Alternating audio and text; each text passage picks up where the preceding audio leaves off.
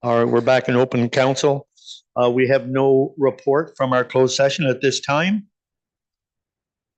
Our first item is departmental reports, and it is from our CAO, and that's the Police Services Board. Carolyn?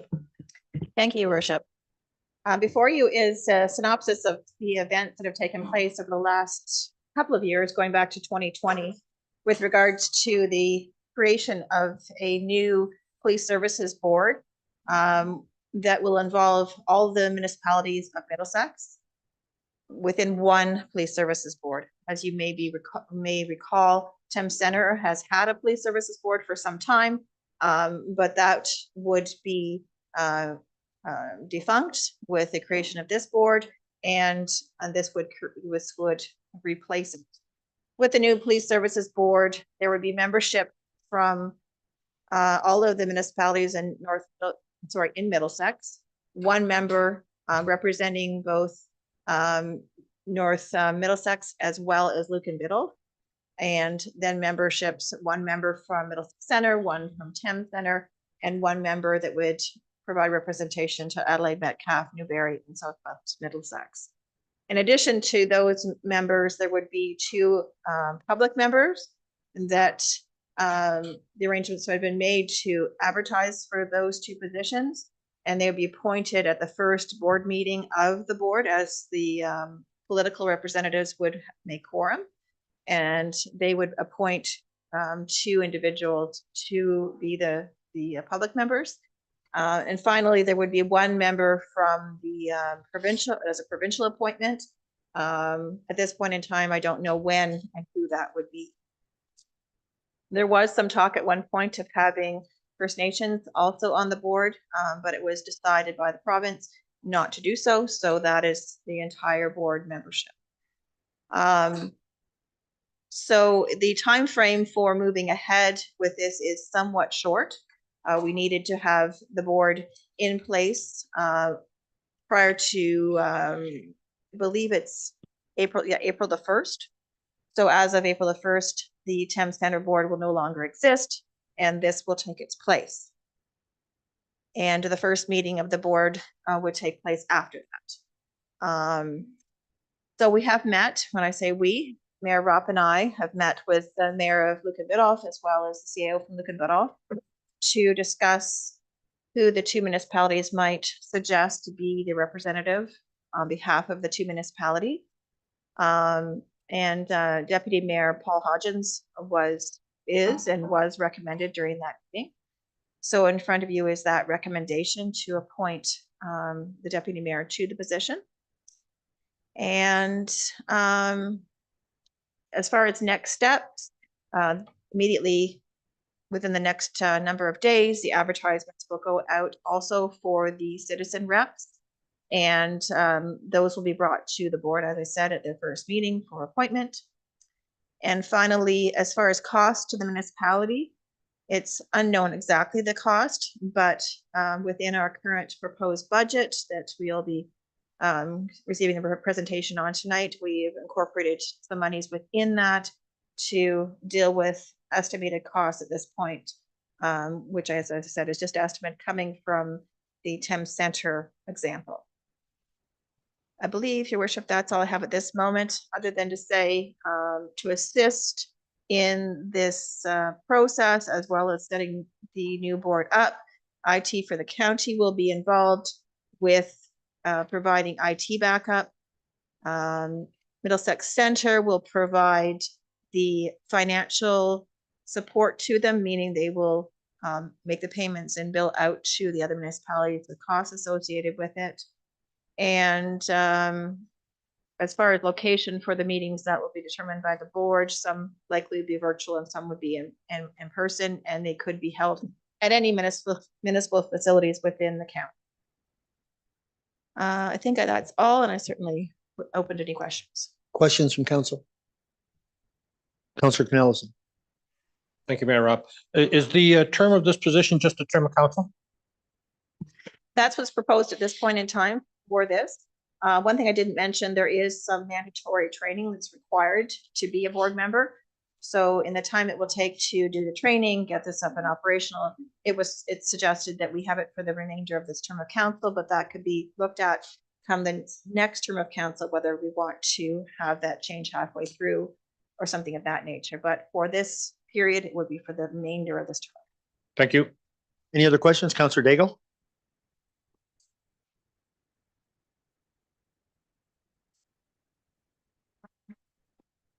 I'd have to, we spoke about it.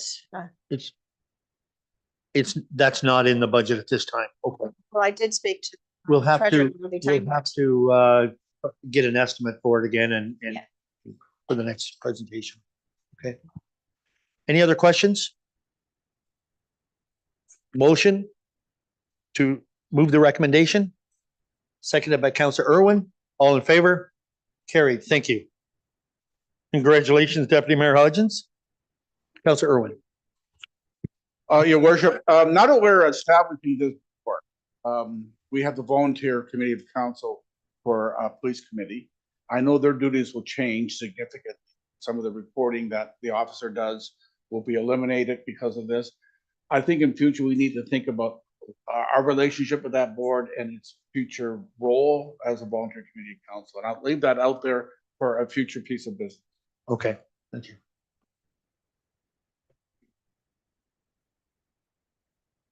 Our next is the organizational review, and that's yours as well. Thank you, Sure. Worship.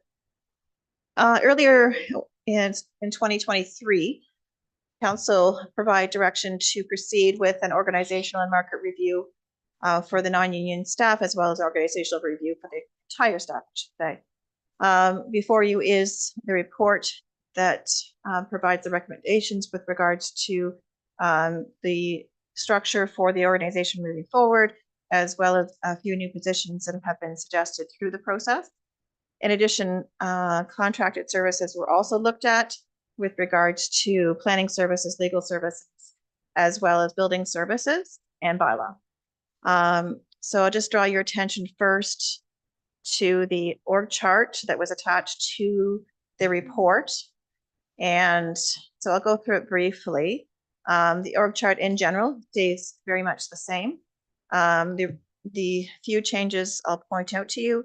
One is the addition of a new employee within the Public Works Department to help out with our needs to do with our roads. And so that is one of the changes. In addition to it would be a new position within the Corporate Service or Clerks Department. As you are aware, we provide bylaw services through our an outside agency that provides it on a contract basis. So that would be brought in-house and bylaw officer hired internally, as well as that individual providing backup services to the clerk and her department. The next is the addition of a position within the Treasury Department, and it's the new Deputy Treasurer position, and also working on asset management. This position is added. Obviously, we know the needs of the Treasury Department and the shortage of staff they've undergone in recent times. So this position would also be added. Other changes would be the titles of our senior management staff would be changed to reflect the industry standard at this point, termed as directors. And the economic development and communications coordinator would be also made to be part of the senior management team, with her direct report being the events planner. Those are the major changes, a high level. If I just can go back and draw your attention to the report for a moment. We did, oops, got the wrong one. If we also looked, as I said, to do a number of the contracted out services, specifically planning first. We talked with staff at the County of Middlesex with regards to levels of service and the needs of this municipality going forward. It was agreed upon that they will increase the number of days a week. We'll have a planner located within this building So that's been increased to two days at this point, with the possibility of a third day if necessary. So our planner will be in the office moving forward on Wednesdays and Thursdays. Legal services are currently provided primarily through the county. I know we've had some discussions around the council table, as well as at the staff level, that there has been some significant delays in the provision of services from the county. And it is the recommendation that we investigate an alternative approach, which would be likely an RFP for legal services and provide overall legal services to the municipality from an outside legal firm. And what I'd be asking the county legal to do is finish up all of the current they work have for us, but seek out costing from other firms to provide our legal service. Our turnaround time for a lot of files right now is quite extensive, and unfortunately staff are sometimes having to be faced with moving ahead on items without having full legal support on the works they're doing. The next is building services, which is provided by Middlesex Center. I will say that the service that we're provided through our CBO is extremely satisfactory. I've not heard of any concern specific to that provision of service. However, I have spoken to our CBO about the provision of a building inspector on site, meeting in this office on some occasions, which would be set hours, so that then the public could potentially set up meetings with that individual and have some, and staff would also be aware that they would be in on those particular days or hours. So in speaking with Barney, he is very agreeable to that, and we'll talk about a time frame for when that would start. And finally, with building bylaw service, it's already been spoken to. The changes that I've outlined here have been incorporated within the budget. They're a total cost at this point are estimated at just under 200,000 for all of the changes. It came from the market and the organizational review. Those have been incorporated in the budget, and those costs include benefits as well. That's all I have, Your Worship, but I'm happy to answer any questions. Questions from council? Councilor Daigle, then Councilor Knowlton.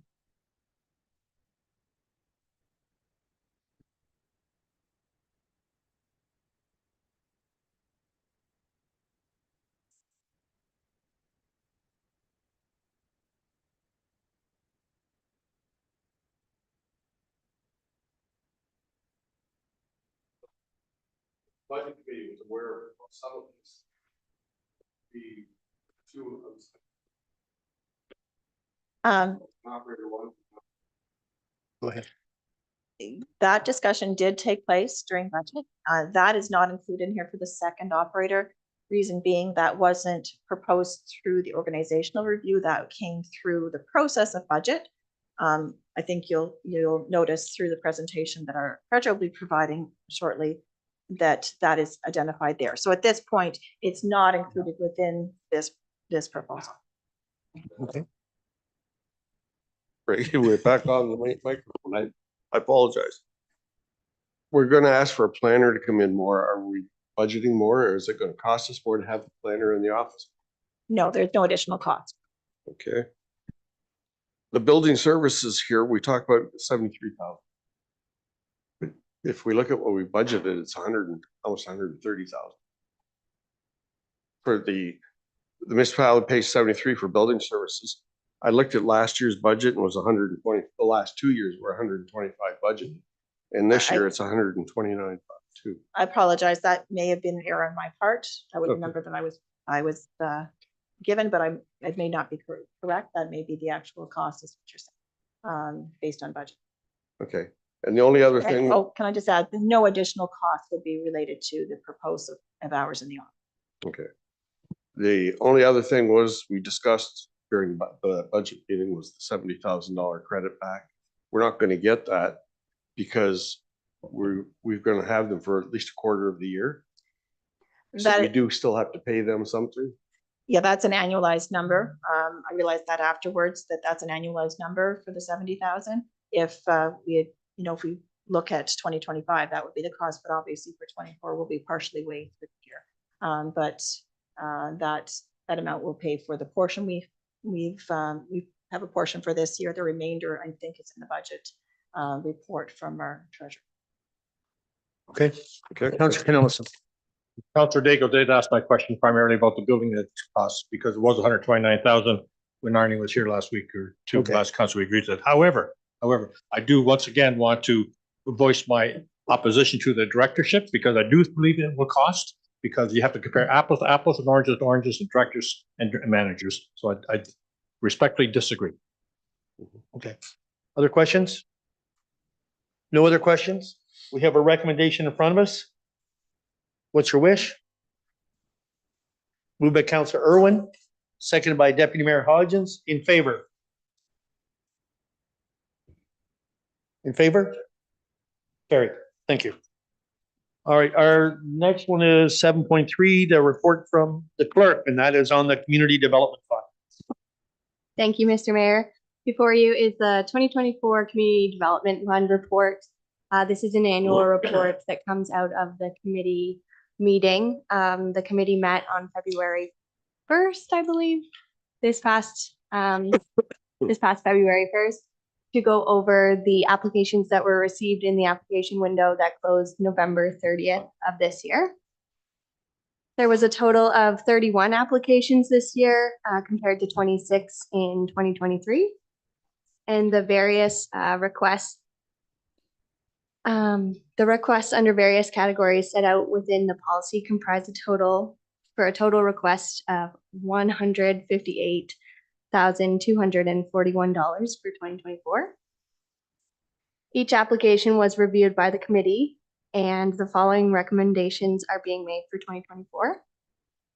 So the funding allocation from the Vibrancy Fund requested recommendation is $30,288, and the funding allocation from the tax levy being $57,957, for a total recommendation for 2024 of $88,245. Comparatively, in 2023, the total recommendations from 2023 were $84,584.77. And then just to give a little bit of an update, following council approval, that being said, if there is, decision letters will be provided to all applicants, and then we will relay the municipal decision as per the policy. So the recommendation for this report is there before you, but I'm happy to answer any questions. Questions? Councillor Irwin. Sorry, couldn't reach it.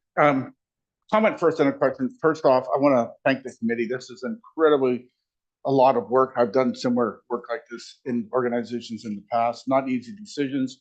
So I think the committee should be recognized for that. I also like to recognize, before I ask the question, all the hundreds of volunteers and the thousands of hours they give us through this work. We could not afford to do this ourselves. And this community would be poor without it. So I just think as a council, we need to recognize our volunteers and our community groups because it's really important the work they do. Two questions. One question I have is, my understanding is we rejig some of the numbers so that we can fit the dollar amounts in Vibrancy Fund and the dollar amounts in that program, etc.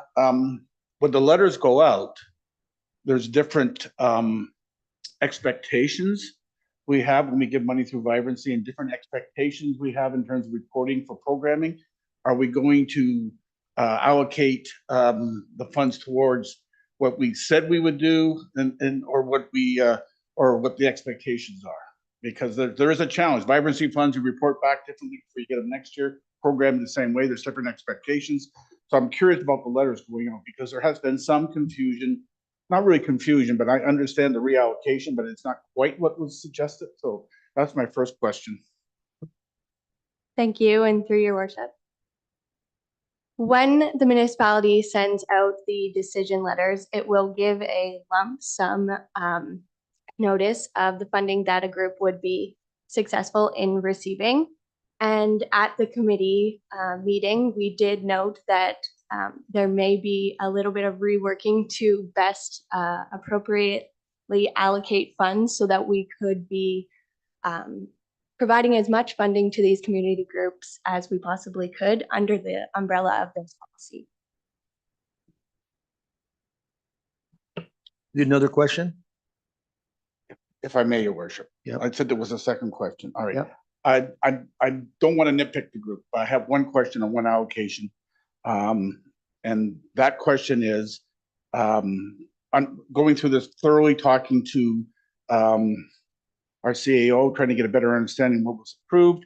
Why are we only buying half the Canada flag banners for the village of Alta Craig as requested, when all they're doing is replacing worn out or lost banners that they currently have? So that means we're only going to be able to fly half the banners in the village. Is that what the discussion was?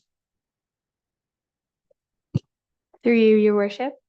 The committee evaluated the request and determined that the number of flagpoles for that request, it would be best to accommodate that request with that associated value of flags because of other programming that might take place in Elsie Craig during this 2024 season.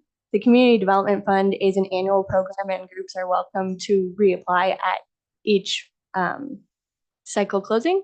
And we also offer programs like the CIP that do boast beautification opportunities as well. It strikes me, if you're going to buy flags, you buy them all at the same time.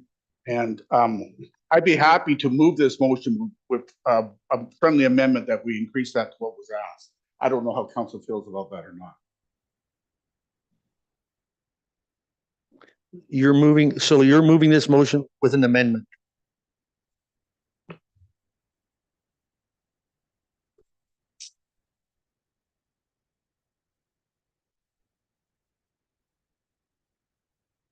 Okay, we have a motion. Is there a seconder for that motion? Okay. You're going to second it? Is there discussion on it? Councilor Canellis. I respect Councilor Irwin's view on this. However, my question for Councilor Irwin would be, where would you take the $1,500 from to fund that? Thank you, Councilor Cornelison. All I can say is, I suspect from time to time we're over budget in items of this municipal council. And in fact, we're going to be over budget in some items tonight. So $1,500 to ensure that our community celebrates its Canadian heritage is not an incredibly large price to pay. So I think we can go over $1,500 in this case. Okay, any other discussion on this? We have a motion in front of us in favor of moving that with the amendment. 3 in favor? Opposed? Opposed. That doesn't fly. So we're looking for another recommendation on this. Moved, seconded by Councilor Nerda, in favor of that as written. Okay, that does pass. Opposed? Sorry. Abstain? Okay. 1 opposed and 1 abstain. And I would just make a comment to it. The reason I voted the way it is not about the flags. If we go through them all, there's others that have very good requests as well. And they were shorted less than what they applied for. That was my basis. Certainly not anything on the group or anything. Councilor Irwin. So now that we've voted, I have an additional comment for council for future consideration. I don't know what I can do it now or under other business. Maybe under other business. It's All right. concerning this committee and this. Yeah, under other business. I think it'd be great. Okay. All right. Report from the manager of public works, the gravel and road maintenance program.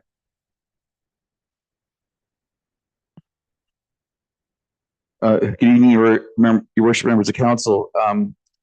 Council may recall from the council meeting in January on the 17th, there was a delegation that came to council, and there were a number of items that were discussed at that meeting that dealt with our gravel roads and the condition of them. So one of the undertakings was to come back to council with a report about our gravel maintenance program. And there were some questions that were asked that evening of the delegation.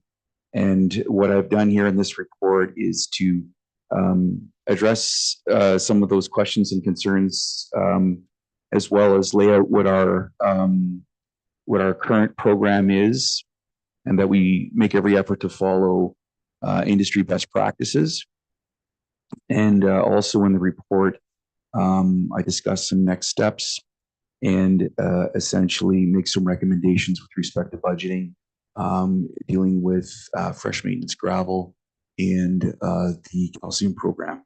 So I'm happy to answer any questions that council may have concerning the report before you. Thank you, Vance. Questions from council on this? Councilor Nelson? Thank you, Mayor Rob.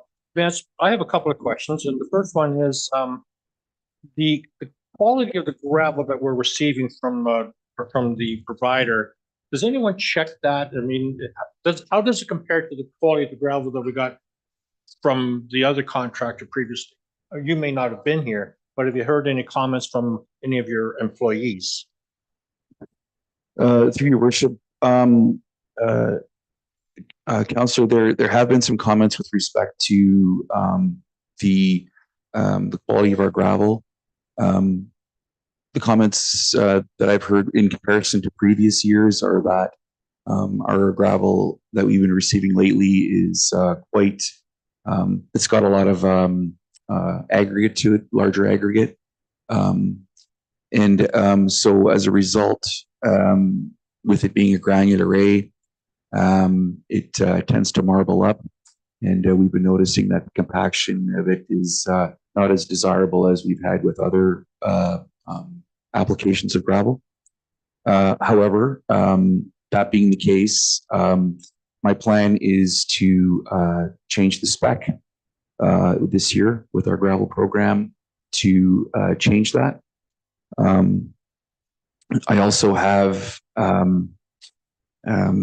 in this report, I speak to a gravel roads operations and maintenance plan, a documented one. In there, and I just mentioned in a bullet point form, but there will be other reports to come to council to further back that up, where I'm going to basically document the QA/QC program with respect to the gravel so that it gets tested regularly or at frequencies throughout contract. And it gets, I understand even with our previous contractors, samples were taken at those piles, so forth, so we could obtain that information as to what we were getting. However, there have been comments with respect to the gravel, and I intend to address those in our program in 2024. But I have a comment and a question, if I may. And my comment is, I hope that there's someone assigned to keep track of the number of trucks that are actually delivering, so we can validate the number of the tonnage that we're actually receiving. And my other comment is in the grading process, and I actually got 2 calls this past week of roads that were graded, but they said that all they do is scrape the top, fill the potholes, people drive over them, and the potholes magically reappears. Is that because the blade is not deep enough, or how do you propose to correct that? To your worship, Councillor, essentially, right now, our roads are, I won't go on about the weather and how it's been impacting our roads. I'm sure everybody's fully aware of that. However, our roads are somewhat half frozen right now. And there's 2 things that are going on. One, we're trying to get as many roads graded and potholes addressed in a very, very short period of time, because our windows of opportunity are very, very short. When the weather is good, we're grading. When the weather is, like for example, most recently, we've had sub-zero temperatures consistently at night. So if it goes down to -6, -7, what tends to happen is we can't get at those roads right away. we have to wait until later in the day when it warms up. Again, very unconventional to be grading gravel roads in February instead of applying snow. So, so what we try to do there is to try to get them graded. They aren't as deep as we want them to be, and those are very valid points. That being said, we are making every effort to comply with the minimum maintenance standards with respect to potholes. And at this particular point in time of the season, and given these challenging conditions, addressing those may mean filling them in. And it's again not desirable. We want to cut those roads and provide a super smooth road. So I hope I've answered your question there. Yep. Okay, Councilor Irwin. Perhaps we can clarify this for me. We're going to be going into budget discussion shortly, but we're asked to approve this budget item prior to those discussions. Can I understand why that is? Through worship, the request here is to budget the money. The recommendation is to consider that during the budget deliberations. This report is kind of coming out rather simultaneous of our budgeting process, and the recommendations that I have before you here are to reflect one, that there is a desire to maintain tonnages that were previously applied to the roads. And secondly, would be to sustain the calcium program that we established last year. So I hope I've answered your question there. So if I can just add to that, historically, Councilor Irwin, we have done it earlier than this. And I think Vance, if he realized that, would have put this in ahead. We know we're going to be budgeting this, and the earlier we get this in, the better chance of price and numbers of tender, applicants who put in for it and stuff. And I think last year we only had one. We were later putting it in, and I think that's all part of that process. We know we're spending a certain amount of money, and so this has been something that historically has been pre-approved. Okay, go ahead. Thank you, Your Worship. I was just running some numbers here, and I don't disagree with that, but we're looking at between gravel and calcium, $1,020,000 next year. And this year we spent, budgeted, not spent, for calcium and spent on gravel, $856,000. So we're looking at an increase of over about $150,000 prior to it being part of the budget discussion. So I really was looking for some clarity on it. So, okay, if you look at the report, if you go historically what we spend on gravel, we had a 1-year lag on gravel. And that was, if you look at that in 23, it was half of our normal. And this is bringing it back to the normal.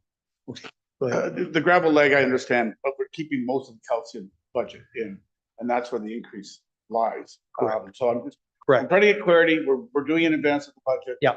Trying to understand the process. And that's what my question is. Yeah, I just wanted to clarify what. Okay. Any other questions on this? Deputy Mayor Hodgins. Mayor Rob. You've already speculated in our preliminary budget. We talked about changing the spec of the gravel that we may get this year.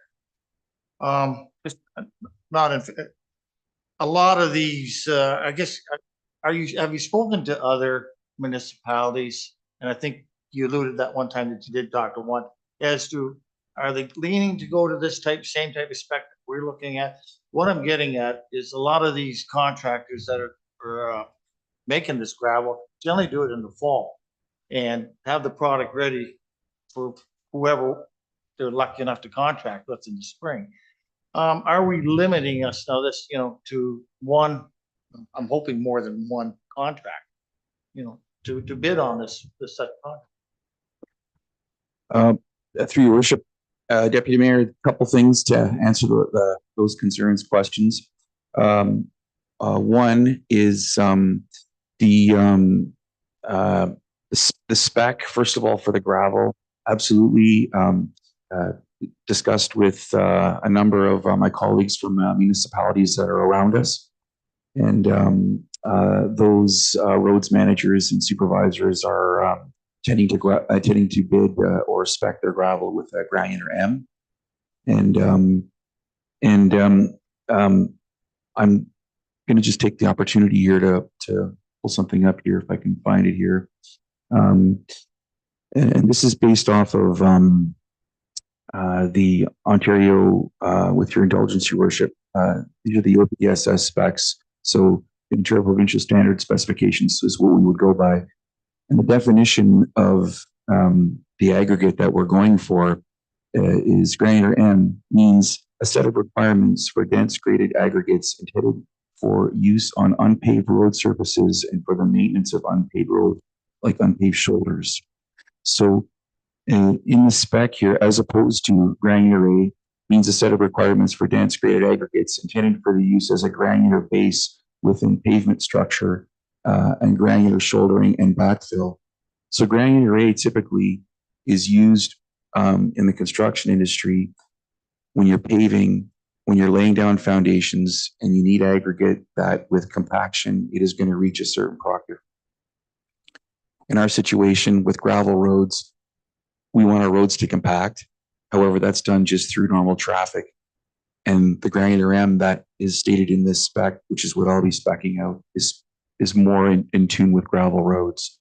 And it does make sense because all of the people that I spoke to that have put granular M down have had favorable results. So that's where I'm headed with respect to that spec. But I will be doing, so that your worship members of council are aware, make every effort so that we do not get just, so that the municipality doesn't just get one bid for gravel. We will be contacting as all or in more if possible. We've become aware of. We're going to contact all those people that put in bids in the past, and make sure that they're aware of our tender and so forth, so that we get a favorable price. Any other questions? If not, we have a motion in front of us. What's your wish? Moved by Councillor Daigle, second by Councillor Knellison. In favor? Carried. Thank you. Thanks, Vance. Thank you. The next one is report from our recreation and facilities, and that is on the NM, the soccer agreement. Go ahead. So Mayor Roth, members of council, the report in front of you is to formalize an agreement with minor soccer.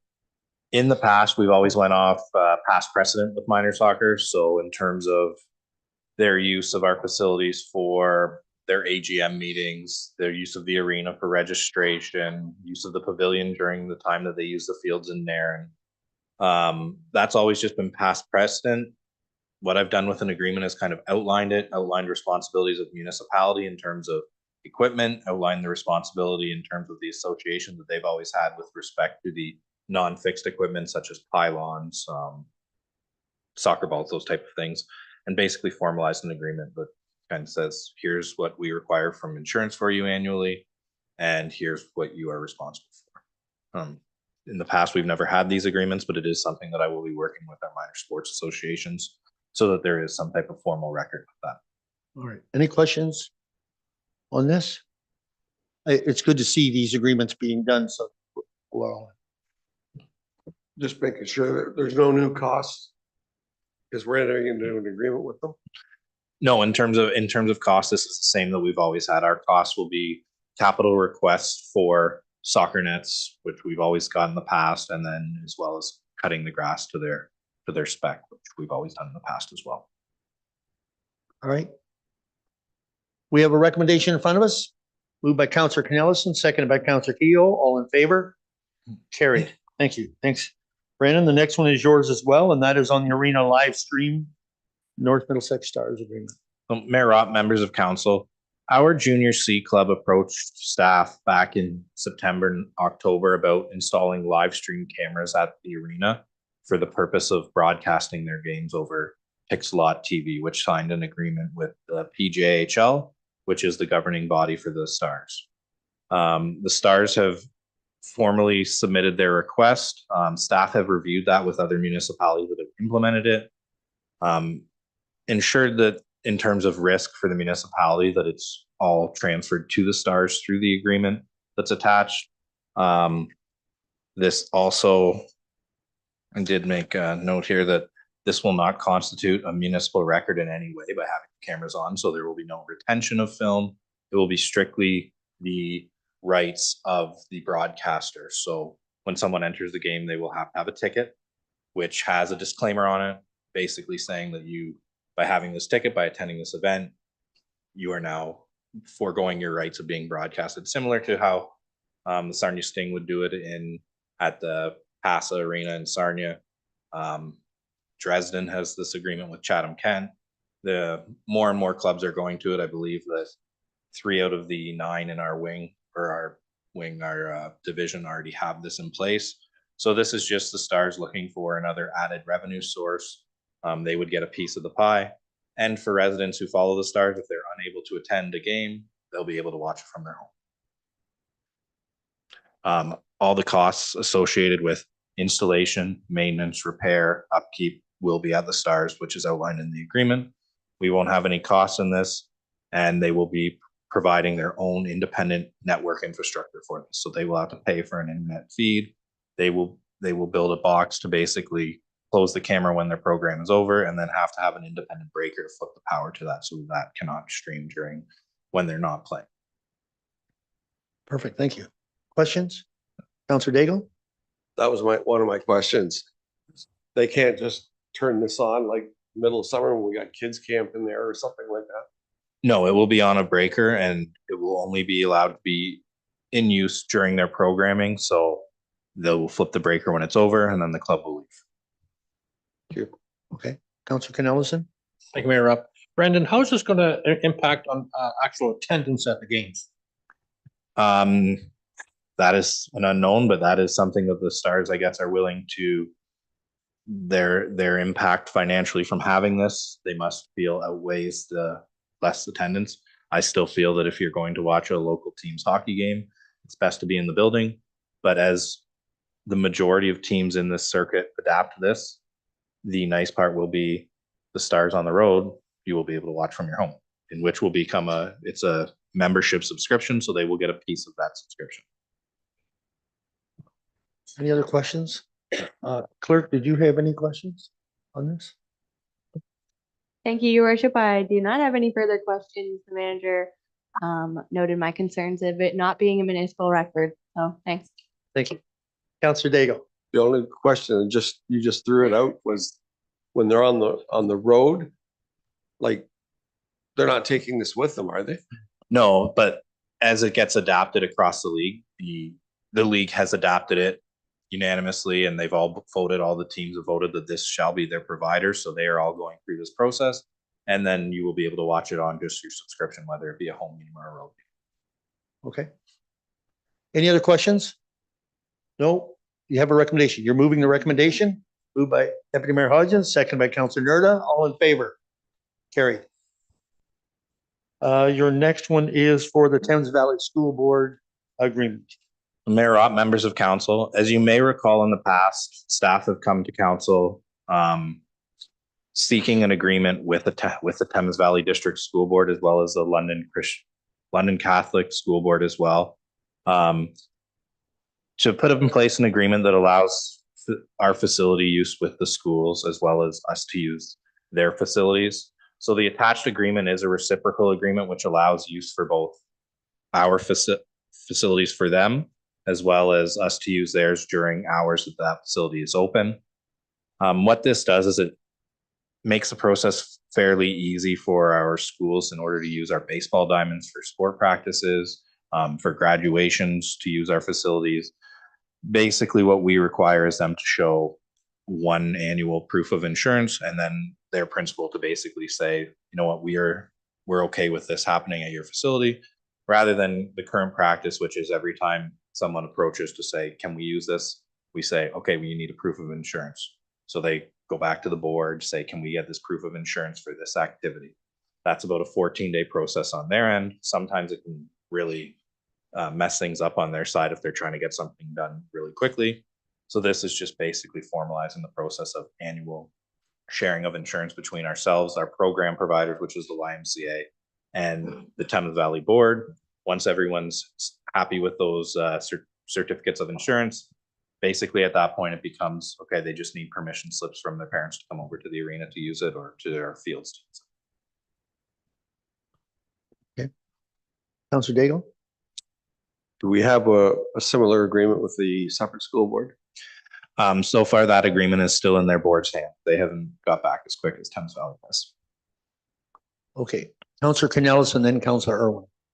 Brandon, does that mean that the municipal staff are gonna have keys to access these facilities?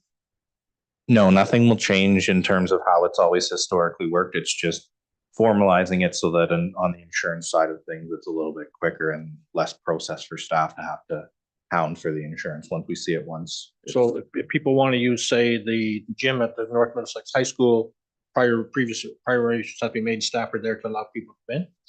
That is correct. So if the YMCA through the program agreement wanted to run a dodgeball, they would book through the community use portal, cite this agreement, and then they would be saying, you know what, we have staff on till 10, so you can have it from 8 till 10, but you must be out when our staff leaves. If you need it later, you will be responsible for paying staff wage to stay. Thank you. Okay, Counselor Irwin.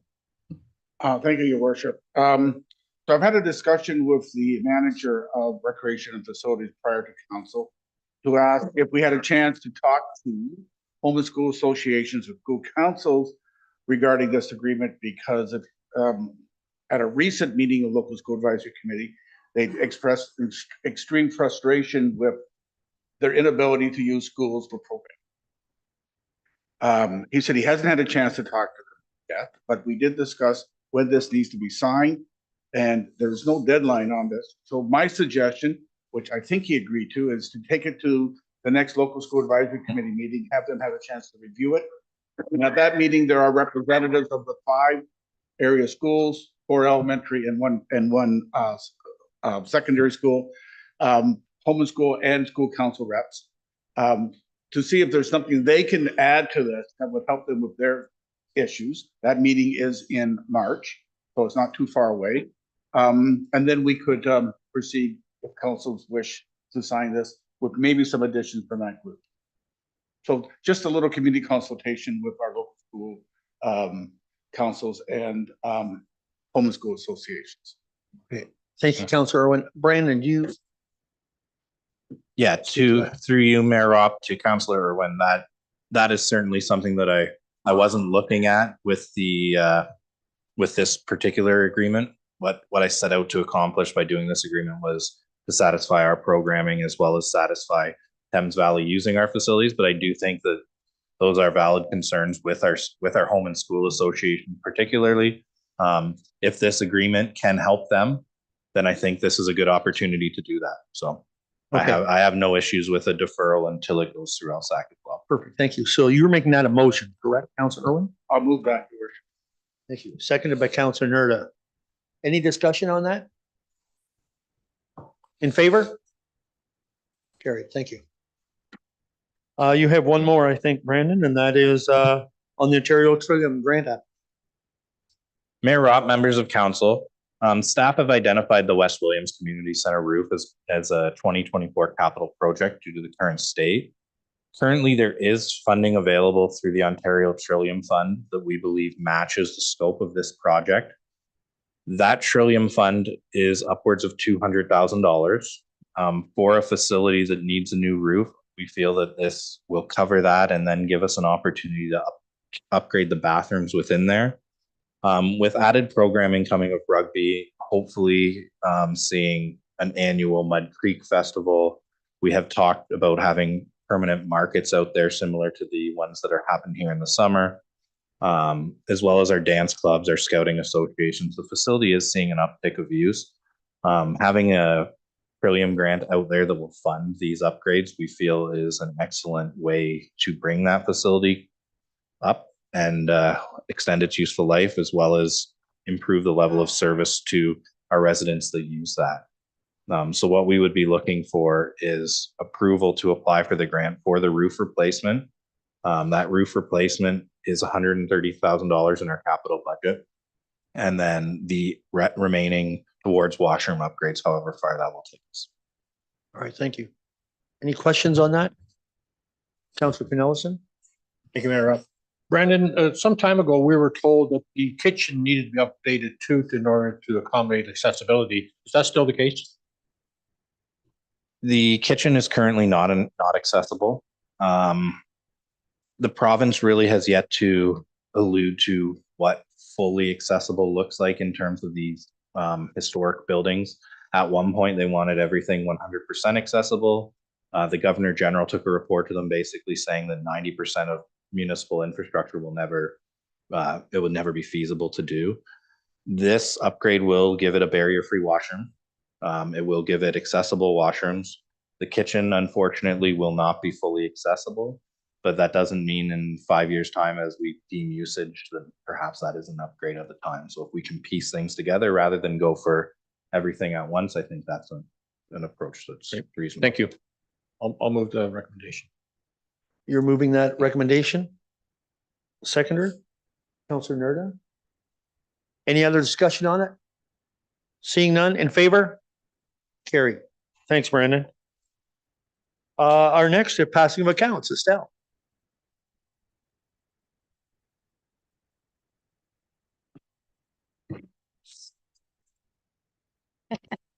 Thank you, Your Worship.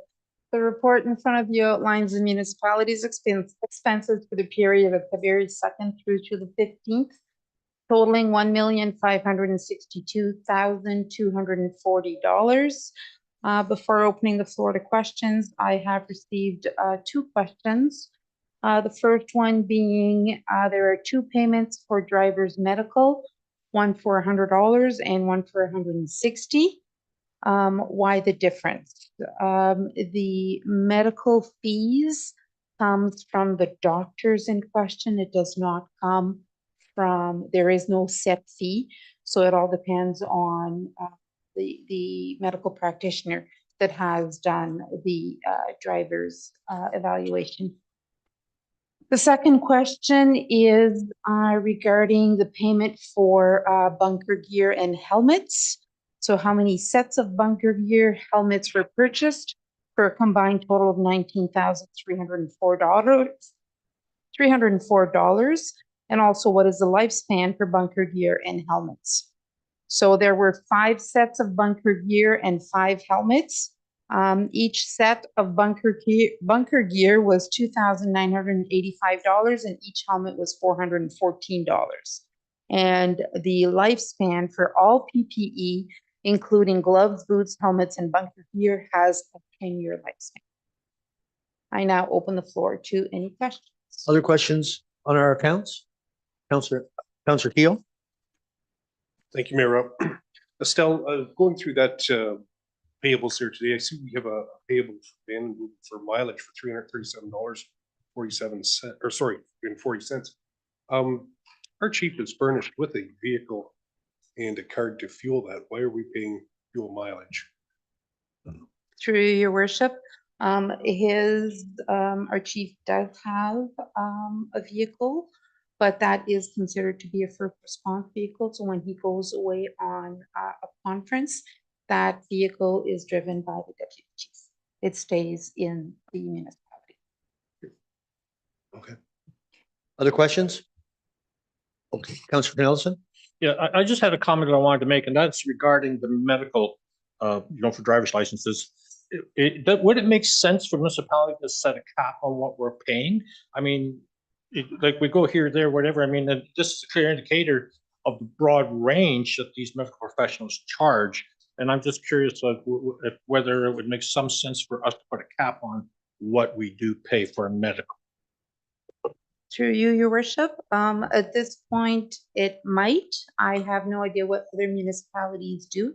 If they have a set cap for such expenses, I can definitely research it and get back. And if it is council's wish to do so, we can develop a policy in that regard. Thank you. I appreciate that. And it's not to you because I know you may not know the answer, but I did ask a question, our infrastructure manager as well, regarding SCADA, because they seem to be that they're consistently on our payroll and it's always on upgrades. And when the heck are we ever going to be done upgrading SCADA? But I know you may not know the answer to that. So thank you. Unfortunately, I do not know the answer to. I don't know if there is an answer to that. Counselor Irwin. Thank you, Your Worship. So once again, we have 3 bills for ongoing construction projects, Parkville Main Street, Water Tower, and Fire and EMS Building. Can I ask when we will get a final consolidated bill on these projects so we can see the total cost of them and all elements of that cost?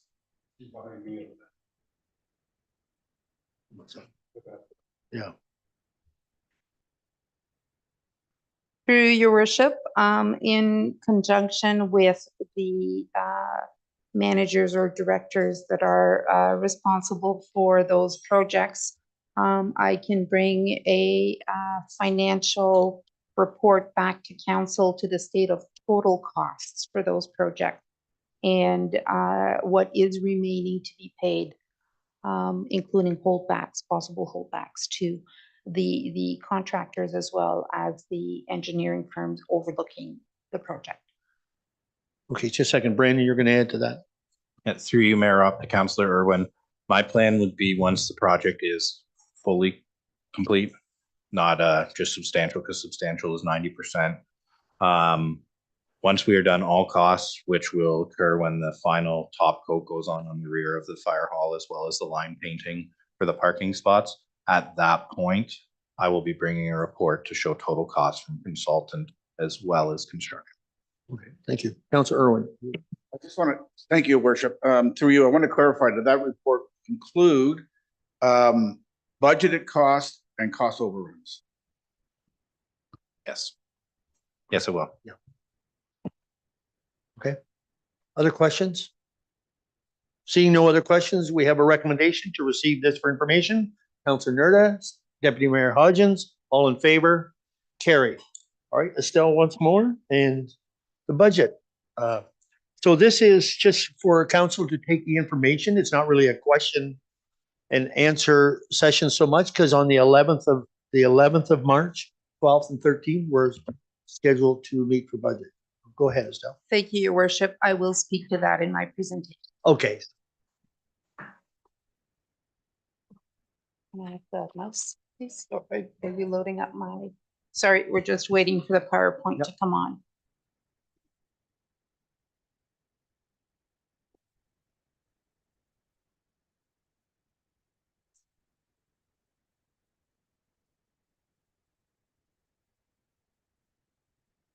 Yeah.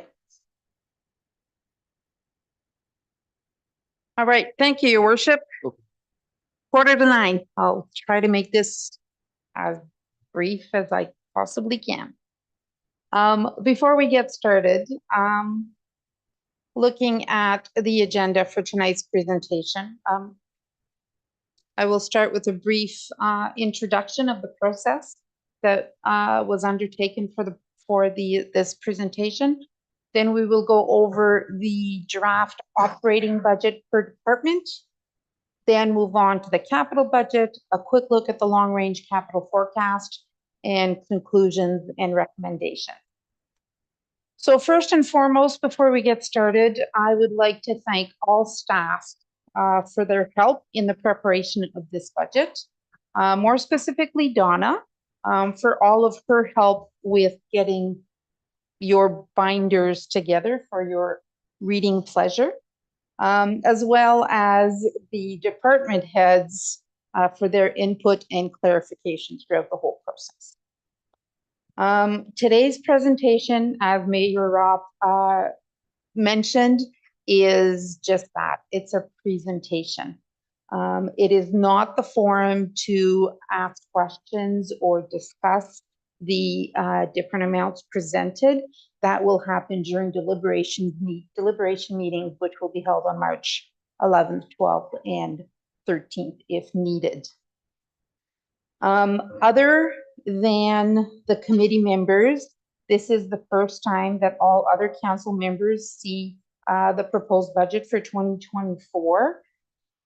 Following this meeting, I thought I had done that. Thank you. Following this meeting, I am hoping that members of council will review their budgets at home and send me any possible questions that they may have so that I can prepare answers for all of council. At the first deliberation meetings, I will bring forth a synopsis of all questions received and inform all of council members of the answers so that everybody is all on the same page. All right. That's it for that page. All right, so what has guided the preparation of this budget?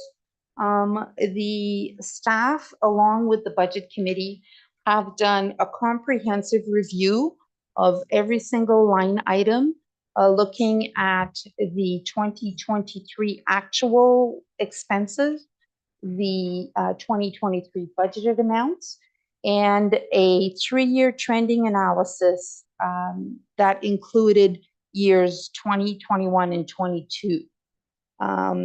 Keep in mind, however, that years 2020 and 2021 were COVID years, so those numbers may skew some of the trending results.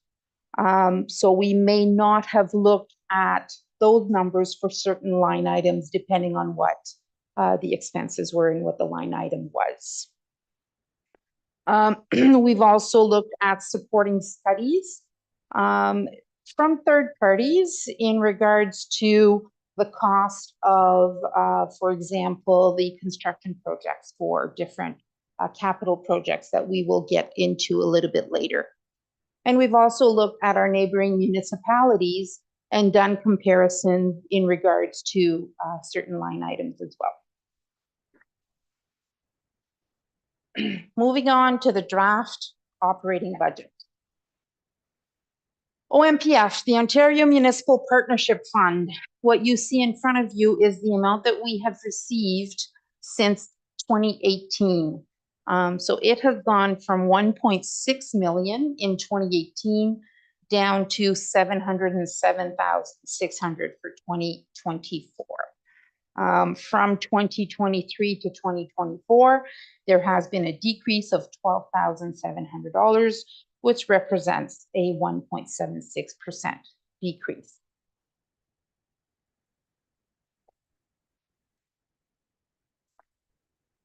Other impacts to the budgets that are pretty much basically across the board. As the CAO presented her report tonight to council regarding the org review, the approved recommendations that have been implemented in this proposed budget are the 3 new positions, the deputy treasurer, the corporate services bylaw, and an operator 1 for public works. Those were the recommendations following the org review. Also incorporated were the results of the market review for the non-union staff. That council has previously seen the results of those as well. Included in this budget, the COLA increase as per our current collective agreement for union staff is 2.7%. And typically, we offer the same COLA increase for the non-union staff, and that was also incorporated in the market review. So you see 3 neighboring municipalities that have answered my question in regards to what they are offering their staff for COLA increases. Adelaide Metcalfe at 3%, Strathroy Caradoc at 2%, and Southwest Middlesex at 3.3%. So we are pretty much bang on right in the middle.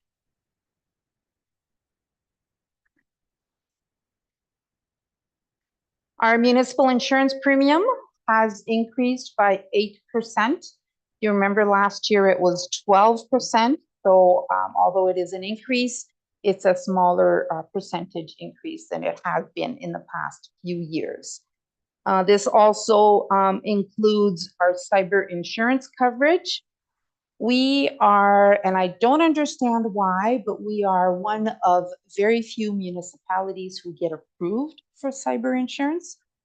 We're not going to ask why, we're just going to say thank you.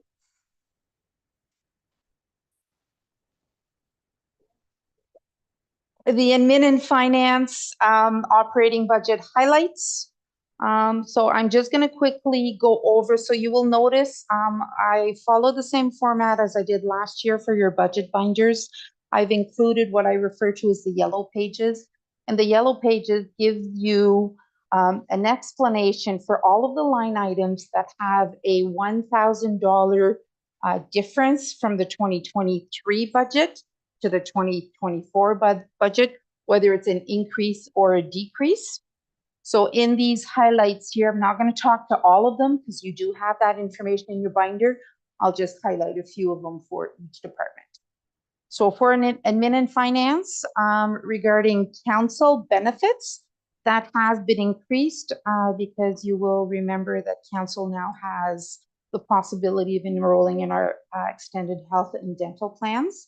So that comes with an increase.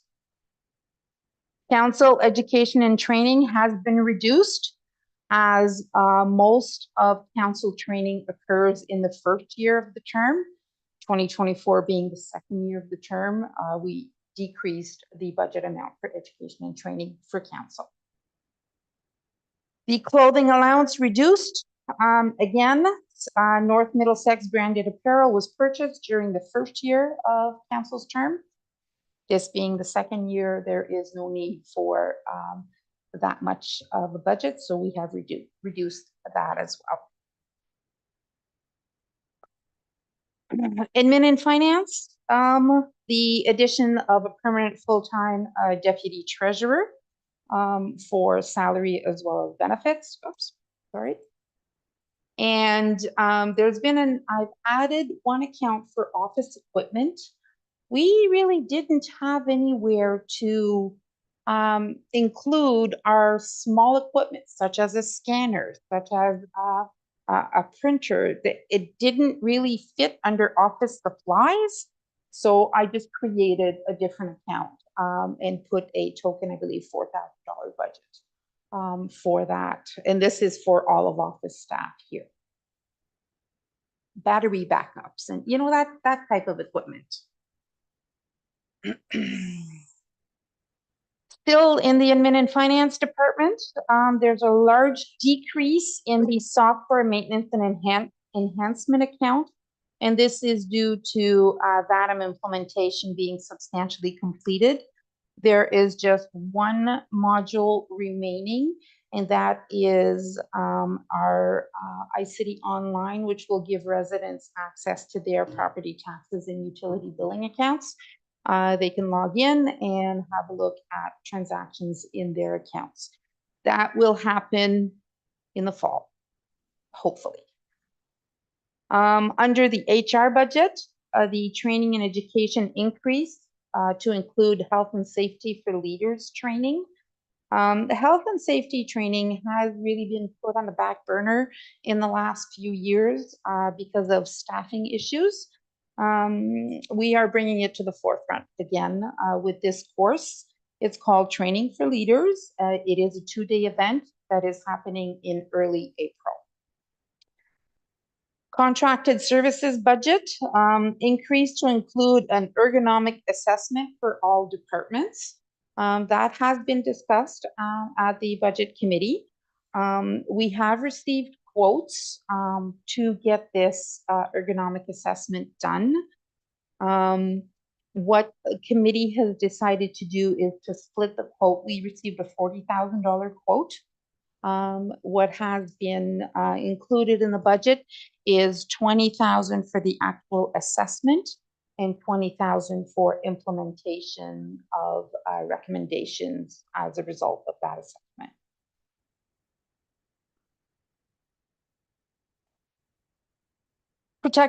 Moving on to protective services for the fire department. There has been, and I believe Greg brought a report to council for council's consideration regarding the Lucan Vidal agreement. There has been a 10% increase to their fees, and that has been included in the budget. There's also, I've created a new cost center for the EMS station. That is just to track facility rental for the EMS side of the fire call. as well as the operating expenses for that portion of the building. Just to give us an idea of the cost. Building department increased to 129,000 for the professional services. That is to include Middlesex Center's new billing format as per the presentation to council by the CBO.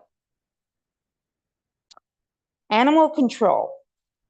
There has been an increase to the animal control contract based on the response that we've received in early February to our RFP. That report will be brought to council as it is still new. It is ongoing negotiation with the respondent to the RFP. Our current contract ended at the end of January. That's why this is still in the works. The quote came in at a much higher level than what we were paying previously, but council will get all of that information at the March 6th meeting of council.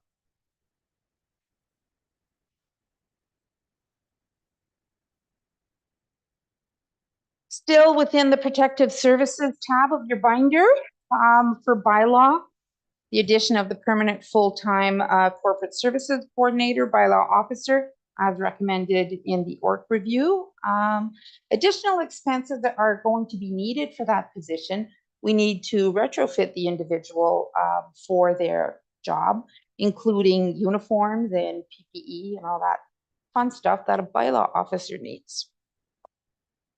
Reduction of contracted services by 48,000 as the current contract with Tenet ends on April 1st. So we have left 22,000 of that in the budget for 2024.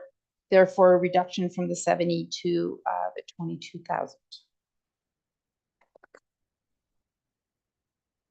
Moving on to operations department. Did I? So how do I go back?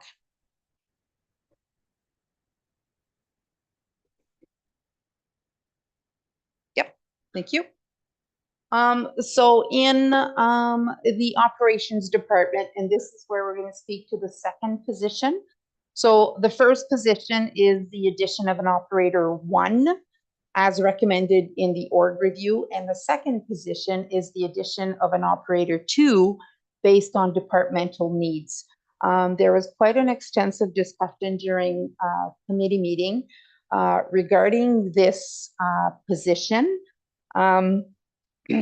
So this is in order to ensure adequate staffing to provide high-level services to our residents, including but not limited to gravel roads.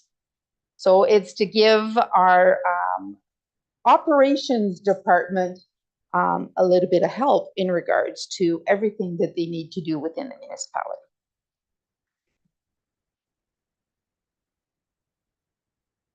The education and training has been increased to include greater operator training. Clothing allowance and PPE has been increased to include retrofitting for 2 additional operators. And the professional engineering has been increased to include quality assurance and quality control for gravel testing.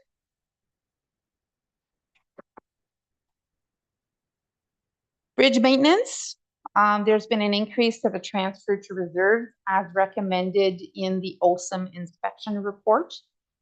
You will remember that Vance brought a report to council with the results. This was one of the recommendations. Dust layer includes a decrease in materials purchased from 500,000 in 2023 to 320,000 in 2024 because of the actual cost of 2023. It was not as high as expected. Therefore, it is felt that we can reduce the budget by $180,000 for the dust layer material. Road signs and safety devices increased material to replace signs as per minimum maintenance standards. If you will remember, there's been a retroreflectivity assessment done on all of our signs, and we do need to replace a few of them. So this is why the increase to this line item. Culvert maintenance, an increase to professional engineering to include engineering assistance to survey drainage grades when replacing culvert. Culvert maintenance increase to transfer to reserve, again, based on the recommendations from Street Associates. No, sorry, was it Street Cats? Yes. The recommendation from Street Associates for the OSIM inspection report. Catch basin and storm sewers. Contracted services, it is in the plans to vacuum and flush all of the catch basins within Ulster Craig and Parkdale. It's something that hasn't been done, and it is in the plans. The operations department is planning on doing that this year. Let's just make a comment to that. I think, shouldn't that be Elscraig Park, all of our catch basins, because we do have a few others, Yes, other places. That shouldn't just. Yeah. thank you, thank you.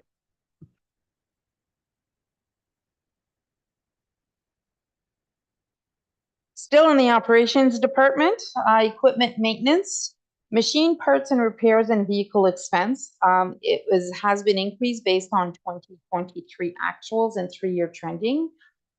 We have not given you the information in regards to all expenses individually for each item in the operations fleet. What we did do on the next page is giving you a breakdown of the expenses from 2023 to 2020, 2020 to 2023 for the 4 dump trucks as well as the 3 graders within the operations department. If it is council's wish, I can provide the same analysis for all of the fleet. I personally think it's PMI.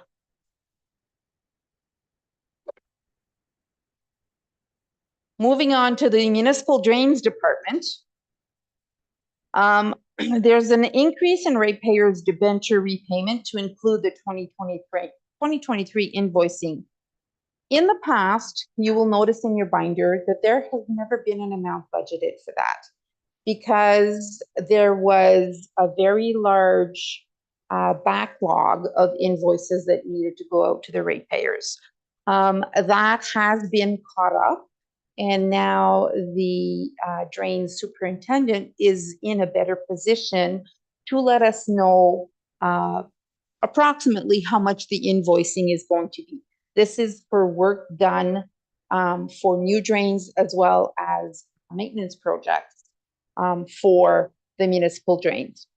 So you will see an amount being invoiced for revenue as well as an amount being invoiced for the municipal portion of property that are adjoining a drain. It does come as an expense for the municipality.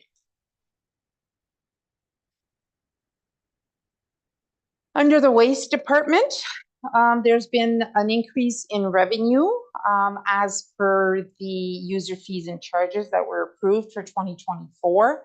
A rate increase for the small, medium, and large bins. I gave you the information for the cost comparison 2023 and 2024.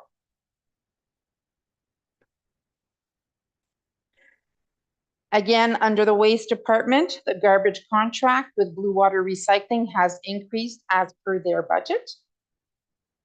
And the recycling contract has decreased because now, as of April 1st, 2024, the residential recycling cost will be assumed by the producers. It will no longer be assumed by the municipality. So you will see a drastic decrease in the recycling contract expense.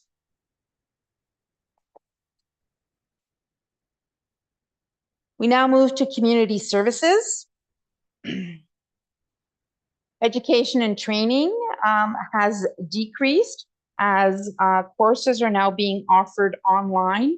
Therefore, no accommodation or travel expenses for staff attending courses.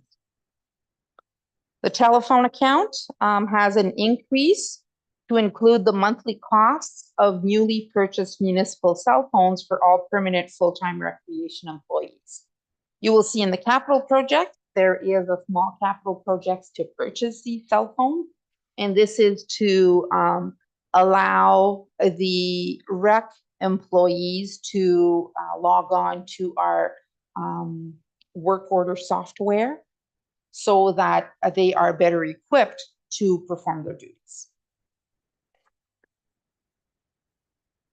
Facilities, in many facilities, you will see a decrease for the heat account for the facilities. We have received, or Brandon has received, a quote from MPN Capital Markets, and they have estimated natural gas procurement savings. So basically what this is, we will be purchasing the natural gas directly from the supplier without going through Enbridge, but we will still be paying the Enbridge invoice because they are still going to be delivering the natural gas. There will just not be an adjustment fee anymore applicable to our accounts. So there is a saving across the board of about $18,000.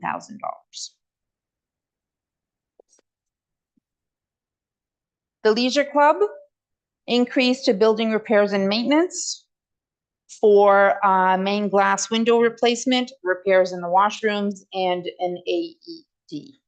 You will remember there was a report brought to council to purchase AEDs for the Leisure Club, Ye Old Town Hall, as well as Carnegie Library. Those purchases have all been included in the 2024 budget. Ye Old Town Hall also includes an amount for brick repointing, and the Carnegie Library also includes an amount for soft wood. The shared services building, there's an increase to building repairs and maintenance for HVAC work.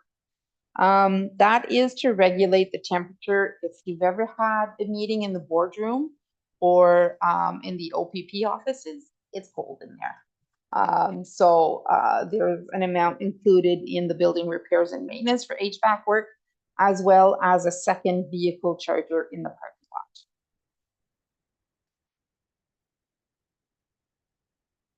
For parks, 3 parks, Coronation Park, Park Hill Sports Complex, and East William Parks have an increase to their materials purchased accounts, and that is for the purchase of playground mulch. The YMCA, as Ashley presented earlier or spoke to earlier, there is currently 6 months remaining in the current contract. And we anticipate a different profit sharing model for the remainder of the year.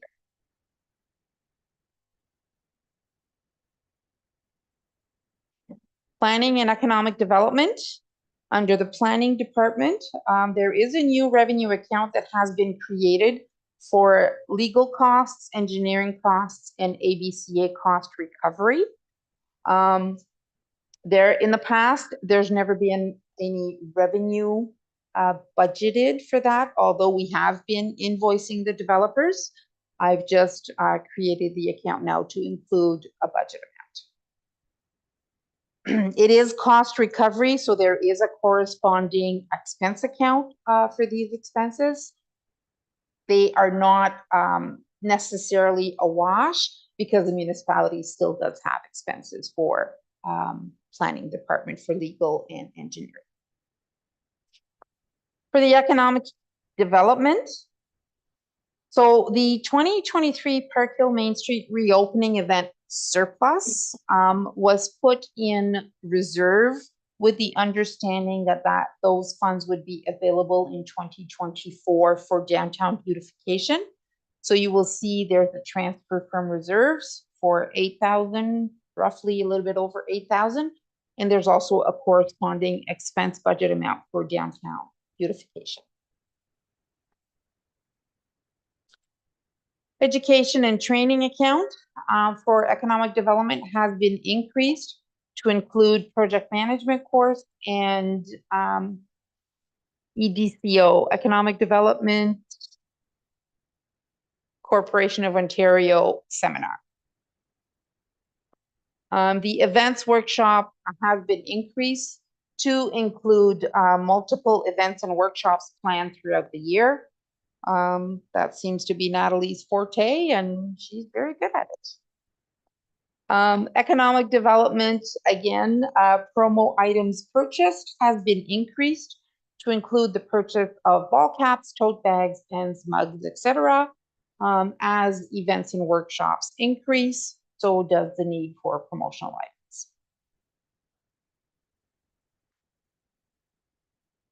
On to water, wastewater. You will notice in your budget that the revenue generated by water and wastewater rates has remained status quo from 2023.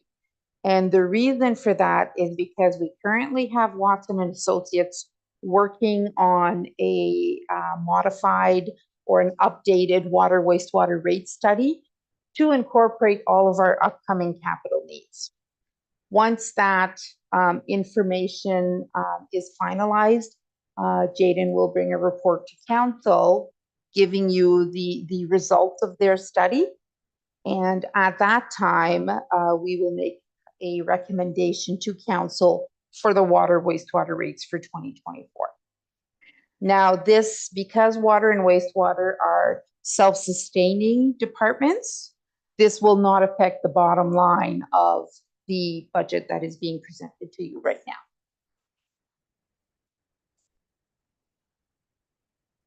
The meter maintenance program, the materials decreased as we now have brought the meter replacement program back as a capital project. In previous years it was. Last year we brought it to operating. This year we're bringing it back to a capital project because there is a need to have a lot of meters replaced. And by creating a program, we'll be better equipped to keep track of the need. Water purchased has gone up based on the 5% increase per regional water supply. Contracted services has also been increased based on the 2024 AQUA budget. Meter pits has been increased. So now what we did with the water meters, we're doing the reverse for the water pit, for the meter pits. It now has come back to the operating budget as it was a capital project last year. Wastewater, there's been a new account created for the chemicals at the lagoon to be better able to track the costs of chemicals that is costing us for the lagoon. We've always had this expenses. It was previously coded to the contracted services account as it was paid for by AQUA, and AQUA billed us for it. But the budgeted amount, if you will, once you review your binder, is very much higher. The actuals are very much higher than the budgeted amount because the chemicals, I remember, if I remember correctly, added up to about $130,000. And that wasn't included in the contracted services budget amount. Again, the contracted services for wastewater has increased based on AQUA's 2024 budget. Moving on to the capital budget. So in 2024, there are a proposed 48 capital projects for a total investment of $18,538,500. Don't worry, Councillor Cornelison. These are not all being proposed for this year. I will speak to that a little bit later on in the presentation. So of our $18 million, you have the breakdown on this chart as to where the investment is being sent per investment type. So for studies and software, there's 611,000. Land improvement, 164,500. Vehicle, 30,000. Machinery and equipment, 1,087,000. Facilities, 11,246,000. And linear assets, 5,400,000.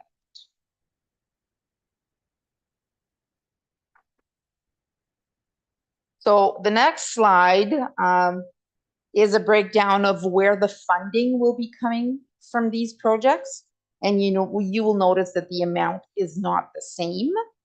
And that is for some capital projects that we will discuss or that council will deliberate on, that there is no recommended funding for those projects. So coming from the working capital reserve, we have 1,165,500. Coming from the water reserve, 625,000. Tax funded capital projects are worth 296,000. Coming from the vehicle and equipment reserve, 752,000. Sewer reserve, 2,136,000. And grants, 6,264,000. Hopefully.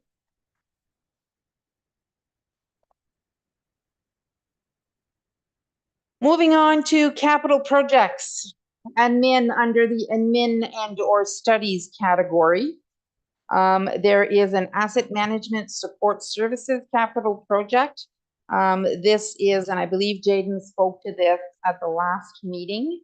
It is to hire a consultant, which would be Public Sector Digest, to assist the municipality in updating its asset management plan in order to be compliant with OREG 58817 with deadlines of July 2024 and September 2025.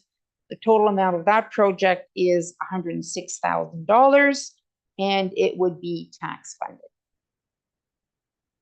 The water master plan, per the master plan environmental assessment process, in order to address multiple items related to the municipality's drinking waters.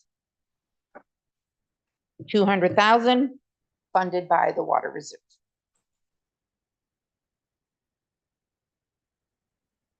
Infrastructure design guidelines and construction standards update. Hiring a consultant to complete a general update of the municipality's infrastructure design guidelines and construction standards document. Total value of 25,000, tax funded. Stormwater master plan, again, per the master plan environmental assessment process, to effectively manage and mitigate the impact of stormwater runoff within the municipality's tree settlement. A value of 150,000 coming from the sewer.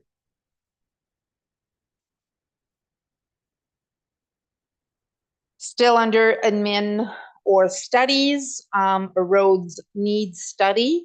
Now we've spoken to this quite a bit in the last few weeks. This is to create and update the road and traffic inventory, condition assessments, road improvement strategy, and funding needs strategy. A value of $100,000, tax funding. The economic development strategy update, ours is quite outdated. So we are recommending moving forward with an update at a cost of $30,000, tax funded. Moving on to land improvements, Coronation Park sidewalk upgrade. So in order to increase the accessibility of the park by adding a pathway to various features, including the washroom, as well as widening the current sidewalk, valued at $16,000 coming from the working capital reserve. The Elsa Craig Park sidewalk upgrade, basically the same project, but just at the Elsa Craig Park, valued at 13,000 coming from working capital reserve. Same project at the Park Hill Sports Park sidewalk, valued at 23,500 coming from the working capital reserve. Coronation Park shade structure with seating, to have a small shade structure with multiple tables for families. It's been verbalized by residents that there's really nowhere to sit for them when their children are enjoying the splash park. This would create a shaded area for families to enjoy. Valued at 65,000 coming from the working capital reserve. Park Hill Sports Park basketball nets, the installation of permanent basketball nets, commercial grade, valued at 12,000, funded by the working capital reserve. Elsa Craig skate park equipment upgrade. This would be a rail type structure to replace the picnic table that has already been removed because it was quite beat up. Thank you. Valued at $10,000 coming from the working capital reserve. Ken Vernon Park soccer nets with rugby posts. This equipment is needed by the rugby club, valued at $10,000, funded from the working capital reserve.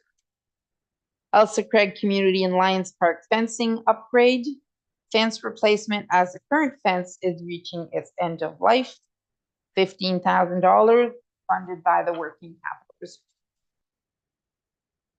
One small, tiny vehicle purchase for the newly created bylaw officer. So as we will be recruiting for this new position, staff will be looking to purchase a used small sedan. It's been discussed that there's really no need for a big truck.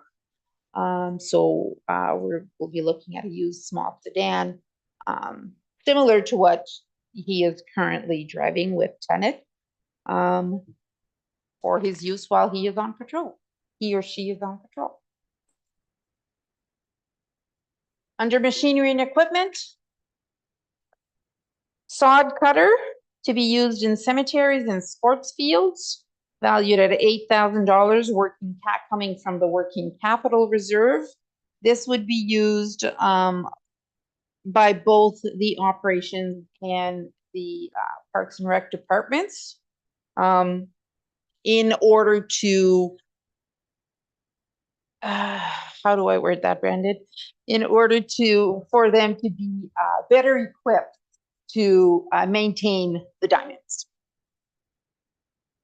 Computer hardware life cycle replacement, mainly for office staff here to replace aging equipment as per the IT policy, valued at $21,600, coming from the working capital reserve.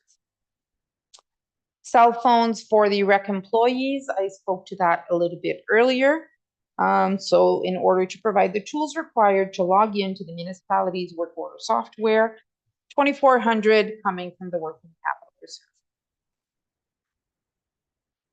Water meter replacement program, I spoke to that as well a little bit earlier. Replace approximately 200 residential meters with the assistance of a third party, valued at $125,000, coming from the water reserve. The trackless rear-mounted sander, this existing piece of equipment has reached the end of its useful life. It needs replacement, valued at $9,000, being funded by the working capital reserve. Trackless 14-foot rotary mower, again to increase productivity for maintenance, valued at $24,000, coming from the working capital reserve. Trackless power angle rotary brushes. There was quite a discussion about this item at the committee meeting. it would be very useful for effective snow removal when it's just a very light snow, as opposed to deploying the plows. And it's also to remove sand and debris from the paved surfaces and boulevards. Valued at 23,000. Working capital reserve, and the 23,000 is for 2 brushes, valued at 11,500 each. Arctic snowplow, salt sand spreader, and plow for light duty truck to effectively plow snow on bridges with a load bearing capacity which is less than the weight of our standard snowplow. This has already been brought to council and has already been pre-approved for this winter season, valued at 18,000, coming from the working capital reserve. Emergency road closure trailers to improve efficiency when there is a need to close roads following an emergency. You just hook it up and go. Valued at 20,000, working capital reserve. Again, this is for 2 trailers, valued at 10,000 apiece. 2014 John Deere 872 grader replacement. 10-year heavy equipment replacement as per our tangible capital asset policy, valued at $700,000, being funded by the vehicle and equipment reserve. Thermal imaging camera to be used by the fire department, $10,000, funded by the working capital reserve. Gravel drag unit to replace an existing unit that is in very poor condition. We currently have 3, and all 3 units are being used. One of them needs to be replaced, valued at 14,000, funded by the working capital reserve. A generator for the McGillivray Public Workshop to provide auxiliary hydropower for the fuel pumps during a power outage. That's how we fuel our vehicles. No power, no fuel. Valued at $40,000, funded by the working capital reserve. A 3,000-liter water tank for gravel road work. It is to replace an existing damaged water tank. Valued at $15,000, funded by the working capital reserve. Bunker gear helmet life cycle replacement, $22,000, funded by the vehicle and equipment reserve. CCTV camera to be used for our sewer system as well as our stormwater system, valued at $15,000, funded, tax funded. And the ergonomic assessment implementation, so as discussed earlier, there was an increase in operating for HR for an ergonomic assessment.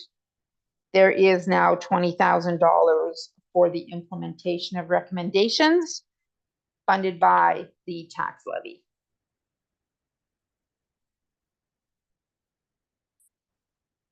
Under facilities, West Williams Community Center, the roof replacement, I believe Brandon has spoken to that already. There is $125,000 slotted in to be funded by the working capital reserve. The roof has reached its end of life. Park Hill Arena, insulating and heating the rear shop, slotted at $18,000, funded by the working capital reserve, to provide a heated area for our rec department staff when they are working on pieces of equipment in the shop during the winter. Park Hill Arena, structural repairs to the stands as per the Dillon Consulting's condition assessment, valued at $20,000, funded by the working capital reserve. North Middlesex Community Center cooler to be replaced because it is broken, valued at $8,000, funded by the working capital reserve. Here we go.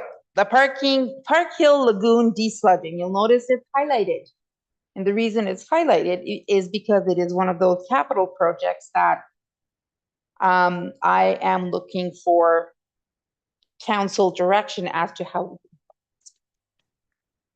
It is slotted in at 3.3 million.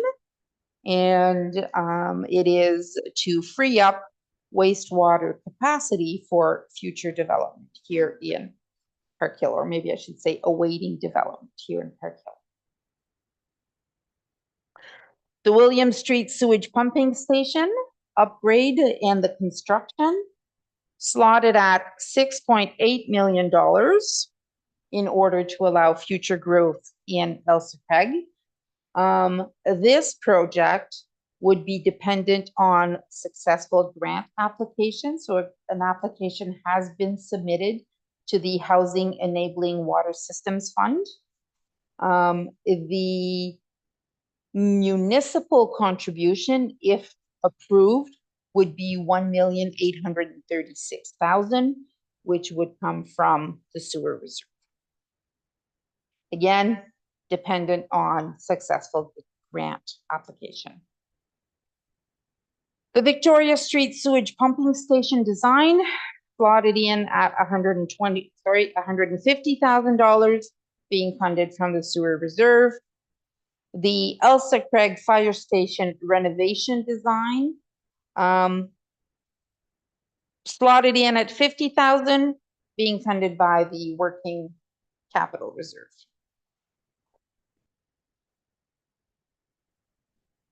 The Park Hill Public Works Shop improvements. Now that the fire hall is complete, the vehicles have been moved back. The Park Hill Public Works Shop is in need of major TLC. It has become an eyesore for the municipality, for the neighborhood. So wanting to look at improvements to that shop, valued at $100,000 and being funded by the working capital reserve. The Salt Dome shingles replacement, valued at $75,000 and again coming from the working capital reserve. The Park Hill Community Center renovations to accommodate daycare. The total project cost has been evaluated at $600,000, for which a grant application has been made to the Canada-wide Early Learning and Child Care Directed Growth Strategy. The amount of the grant application is $400,000. $200,000 would then be the responsibility of the municipality, and that would be funded through the working capital reserve. Another highlighted project, so which means again that staff would be looking for direction from council as to how we could fund this project, is the Queen Street Water Main Upgrade Phase 1 construction, valued at $4 million. The Queen Street Water Main Upgrade Phase 1 design. Oh, I'm sorry, that should read Phase 2 design. My apologies. Valued at $300, funded by the Water Reserve. Wardell Drive upgrade to hardtop.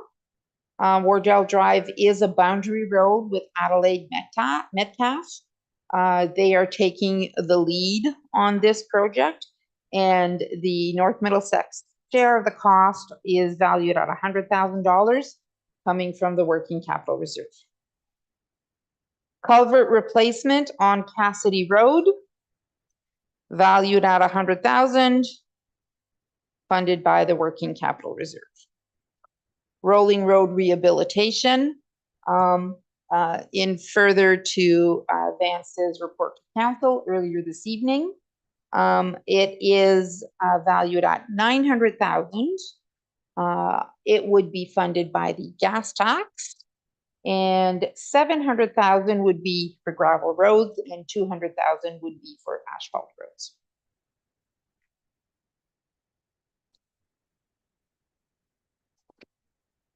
That's it for capital projects. Moving on to the long-range capital forecast.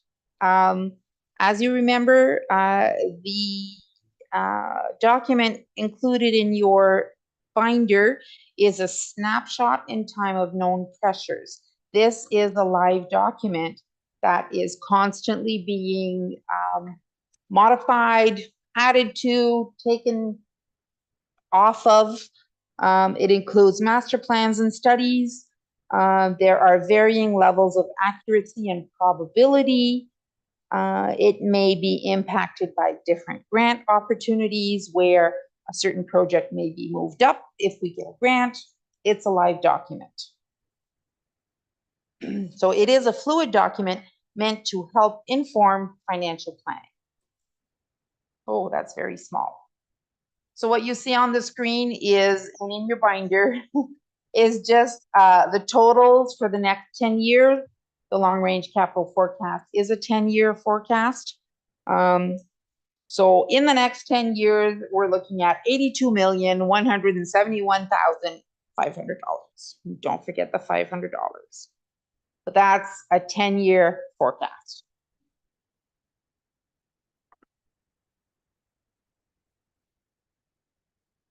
A current budget is presented with a 4.85% municipal tax rate increase. So for your information, a 1% increase represents $86,345 in tax revenue.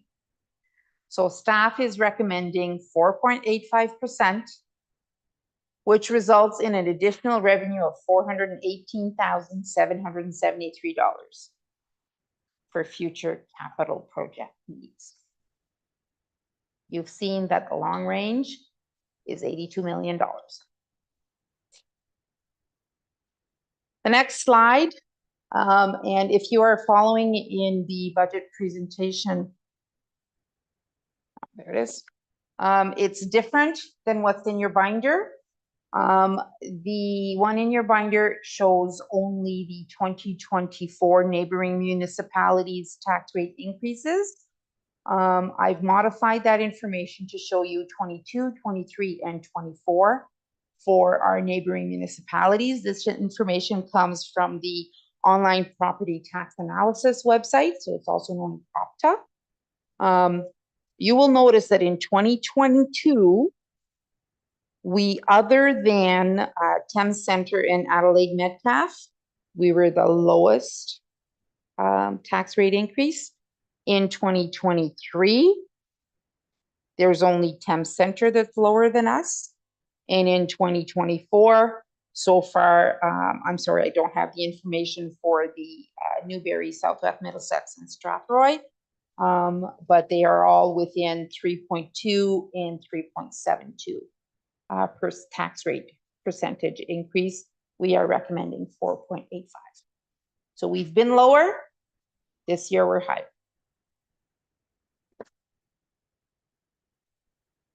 Next steps, budget deliberations are scheduled for March 11th, 12th, and 13th. And hopefully budget approval will be the last day of deliberation. As mentioned in my opening introduction, please take the binders home, review them, send me any questions that you may have that I will reply to and that I will present to council the first day of deliberations in order to possibly speed up the deliberation process. Thank you. Thanks, Estelle.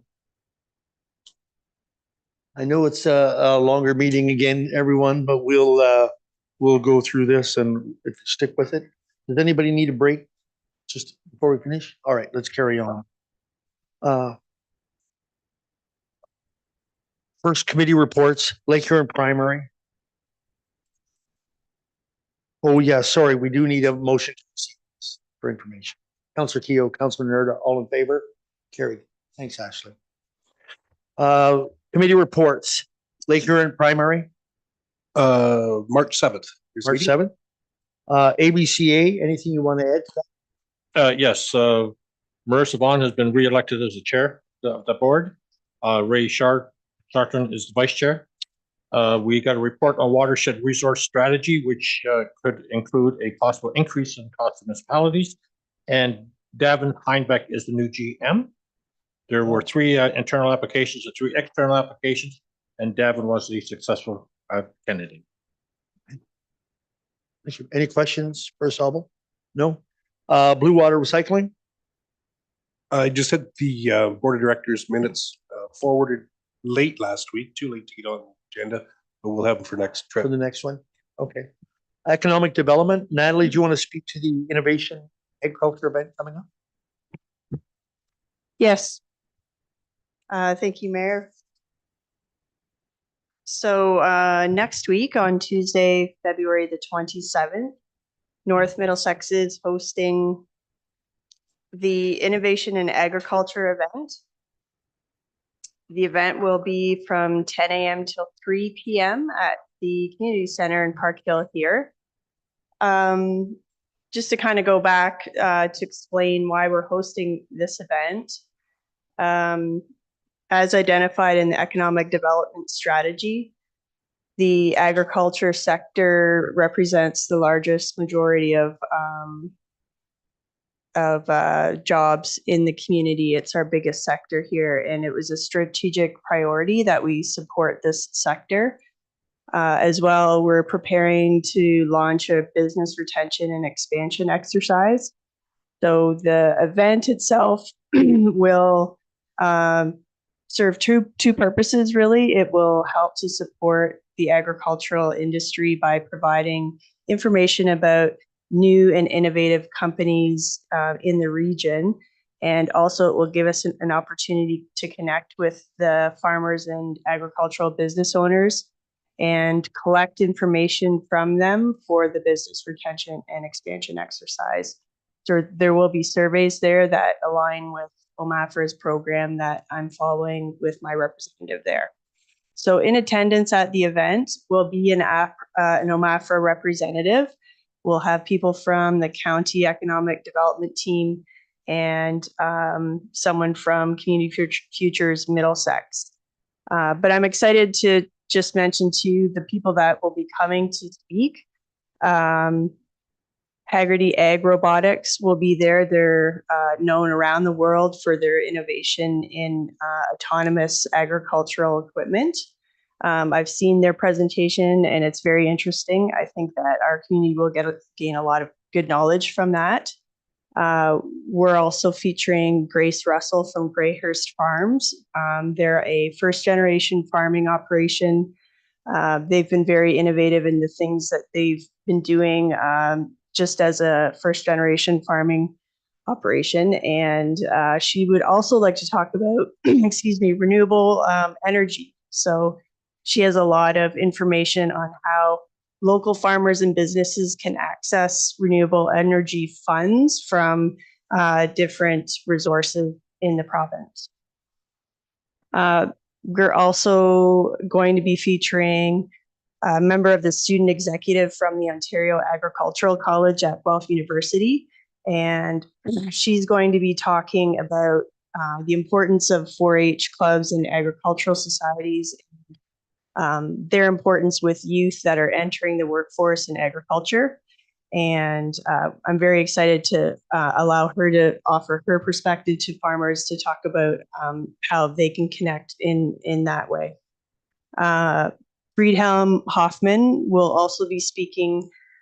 He's a pretty well-known expert in fertilizing, and his company is Lakeside Grain and Feed.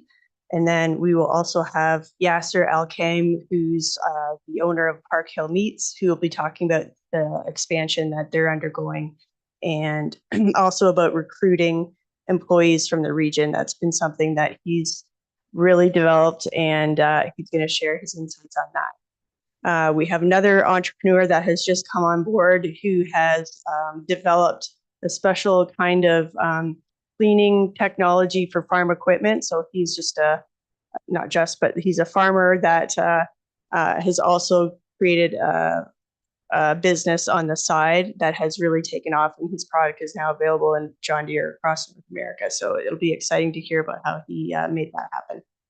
So there will be speakers, Andy Clean, yeah. Speakers, information on resources for farmers and agricultural businesses. Light lunch will be provided, and there will be an opportunity for networking at the end, which will be hopefully useful for the people that will be in it. All right, thank you. Any questions for Natalie on this? Councilor Canales? Natalie, how much interest has there been from the agricultural community in this event? Because it looks really exciting. It's like I haven't really received any feedback as of yet. We're hoping that there will be a good turnout. We've been advertising it through a press release, through social media, through our e-newsletter, on our community boards, on our electronic signage. We have an interview tomorrow scheduled with media, and media will be present at the event. So we're hoping that some of the publicity will get the news out there. I'll definitely be talking with people at the event, though, to see how they've received it and if they have any feedback, because I would like to see this become an annual event in North Middlesex. And the county has also expressed an interest in supporting that effort for us as an annual event to help us out. Well, thank you. Looking forward to it. I know a number Thanks. of years ago we did, and it was really well attended. Yeah. Any other questions? No, look forward to going. Great. Look forward to going.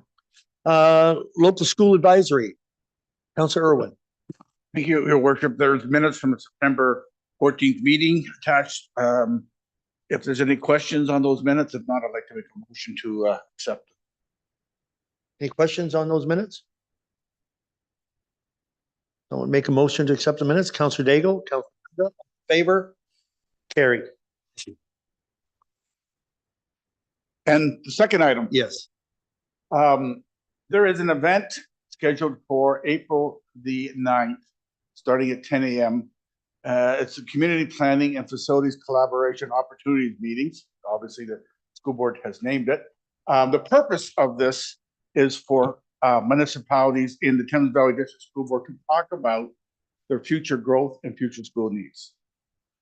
This is an opportunity for us to highlight the planned and ongoing growth in our community and to tie it to school viability and future. We didn't go last year. This is an ongoing event.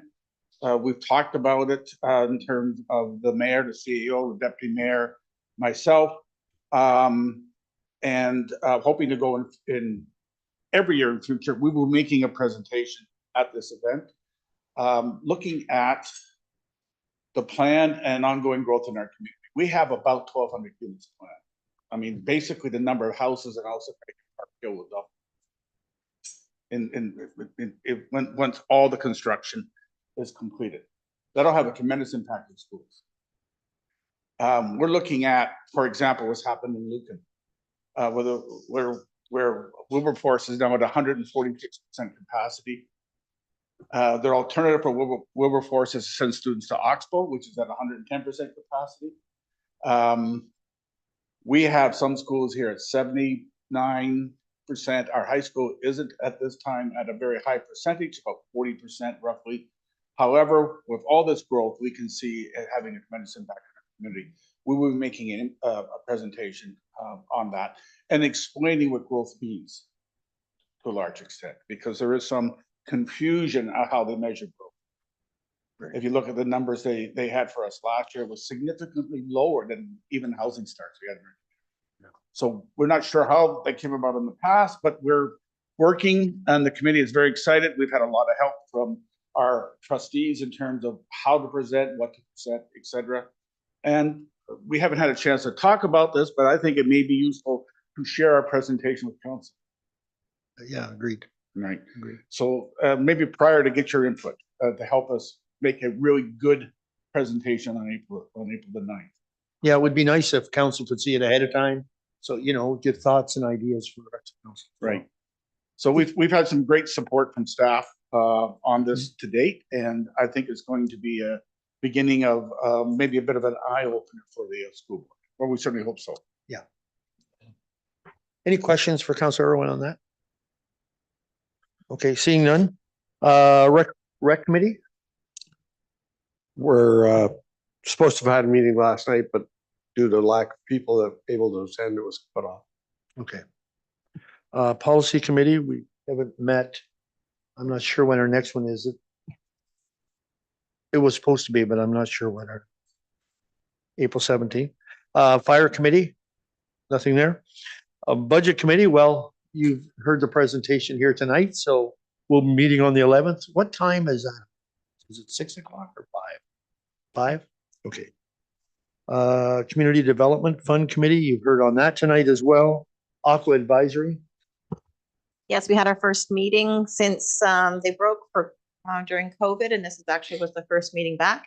And it was a high level meeting, basically meeting all the participants and having a high level discussion. It was a fairly short meeting. However, they're planning a in-person meeting. This one was virtual, in-person meeting for May, likely in the Toronto area.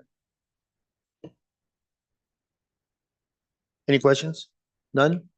Okay, other and urgent business. First thing I just want to mention, I forgot it last time is, I wanted to, sorry.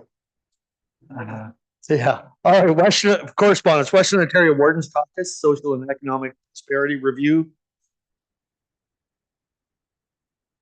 It's just, yeah, it just says receive and file. Are they looking for support on it? I don't think they're looking for support on that. It's just,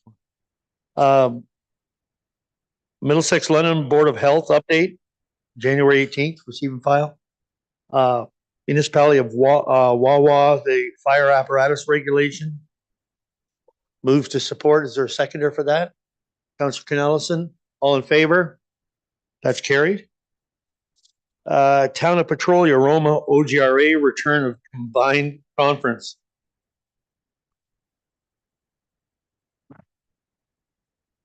You do make a motion to support it? So that is a yes, you're making that motion? Oh, is there a seconder?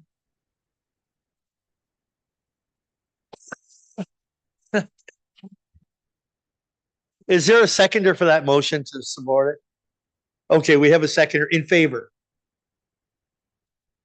It's carried. City of Brantford, reliable and accessible public rail transit. Receive and file. Okay, now other and urgent business. The only thing I wanted to mention was to council that we have good roads coming up in April. And if you're going, you need to get it in right away. And AMO is in August in Ottawa. And if you want to go to that, better get your name in because it's tougher to get hotel room. Councilor Canellison. Yes, I also noticed that FCM is in June in Calgary. I'm just curious, has anyone here gone to FCM? Is it worthwhile? I find it, well, we're going back 10 years ago, I found it a very worthwhile conference. How does it compare to AMO? No, it way better. I don't know. It's just federal, bringing in more provinces than just Ontario. Just the people to talk to are just, more experienced and everything else. I don't know. I really enjoyed going to the two. One in Vancouver and the one was in Niagara Falls. Thank you. But I have a question for you. Is it worth the costs? Because they have a lot of documents that come out, a lot of things that come online that you can get, you can get all of their meetings, all of their stuff, their seminars. Is it worth it? Because it's not cheap to go to those. I can't comment on it because I mean, whether it's changed in 10 years to what you're talking to. All right. Mayor. All right. Thank you. Any other business? Councillor Irwin. Yes, Your Worship. Returning to the Community Development Fund, I'd like to propose to council that we visit how we allocate resources through this fund, revisit it. It's been a long time since we've looked at this. We've talked about it a few months ago in council. This is about the midway point in our relationship with the Community Vibrancy and Windmill Fund. We're like 10 years of a 20-year contract there. Some of these allocations we make every year, and should we be putting them on a long-term relationship? I'm not sure. That's a question I would like to ask. The other thing I'm not sure of is have we kept abreast of inflation? in terms of this fund? Have we put an escalator in for inflationary impacts? So there's lots of questions I don't want to go into tonight, but I would propose that after the budget, we find a way to revisit this and begin the process of looking at it a little more in depth. Okay.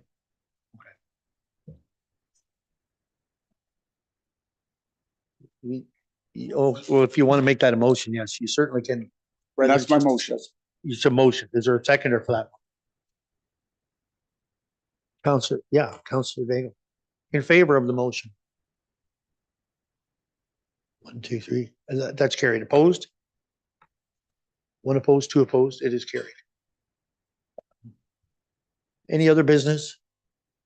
Any other business this time? I have a question about the, on the vibrancy, we give that $40,000 a year. How many more years do we have? Do you know? No, that's total. Total 10 years. But yeah, that's for the hospital. We're giving 400,000. I don't know that information off the Okay. top of my. Sorry, I sprung that. I should have asked you ahead of time, but is possible, maybe we can get that information, because I am curious. We must be getting pretty close to the end of it. So, okay, yeah, that's what I was thinking, maybe 2 years or something, but maybe if we can find that out, it'd be great. Thank you. No other business? All right. Deferred items. I think the only one, Ashley, you were just going to speak briefly to the 13.2, the surplus fund. Sure, thank you. And through you, planning department has provided an update that they'll be providing that education session beginning at 5 o'clock on March 6th, and it'll be Abby presenting.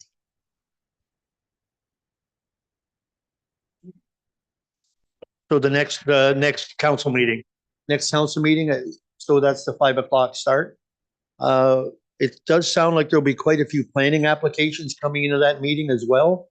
So hopefully we're not too heavy on staff reports at the same time to help shorten that down. So, but it is going to be what it's going to be. So, yes, go ahead. Just Councilor. to item 13.1 has been hanging there for a long Yeah. time. I started working on it this week.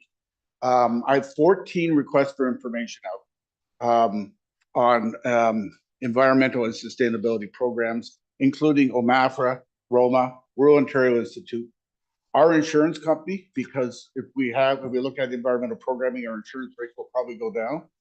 I also spoke to the CEO about this. She recommended we talk to neighboring municipalities and see if they're interested in doing something, what they're doing. So I've sent out requests to 4 of our sister municipalities, Lucan Badolf, Adelaide Metcalf, Middlesex Center, and Southwest Middlesex, to get their information as well. So I will be able to bring a brief back to council, hopefully in April, a year after we started this, with some recommendations on how to proceed. So can I ask you, would you keep it strictly within Middlesex County, or is that something that we could reach out to Lambton Shores and South Huron? That type of thing? I would love to expand beyond the border, so I can send the same request out to. Okay, I was just wondering. I mean, that's a more regional approach to it. Let's see. That sounds good. My apologies, my job got in the way of it, but that'll be ending soon. Making a living changes things. Okay. Is there any questions for Councillor Irwin on that at this time? Okay. Okay, I think that's it for deferred items. Communication, including county council. Any questions on it? On council, I don't really have anything in particular to report on it. There are some items on the agenda that are worth looking at. That really the best way to do it is to see the agenda, the last council agenda. No questions for that? The reading of the bylaws. Thank you, Your Worship, through you. So excluding the Thames Valley District School Board agreement that'll be referred to LTAC, we're looking for first and second of bylaws 11, 12, 13, and 15 of 2024. First and second. Councillor Nerda, Councillor Daigle, all in favor? Carried. Third and final. Deputy Mayor Hodgins, Councillor Irwin, all in favor? Carried. Thank you. Move to adjourn. Councillor Nerda, Councillor Keo, all in favor? Carrie, thank you, everyone. I know it was a long meeting. Thanks with it and have a good evening.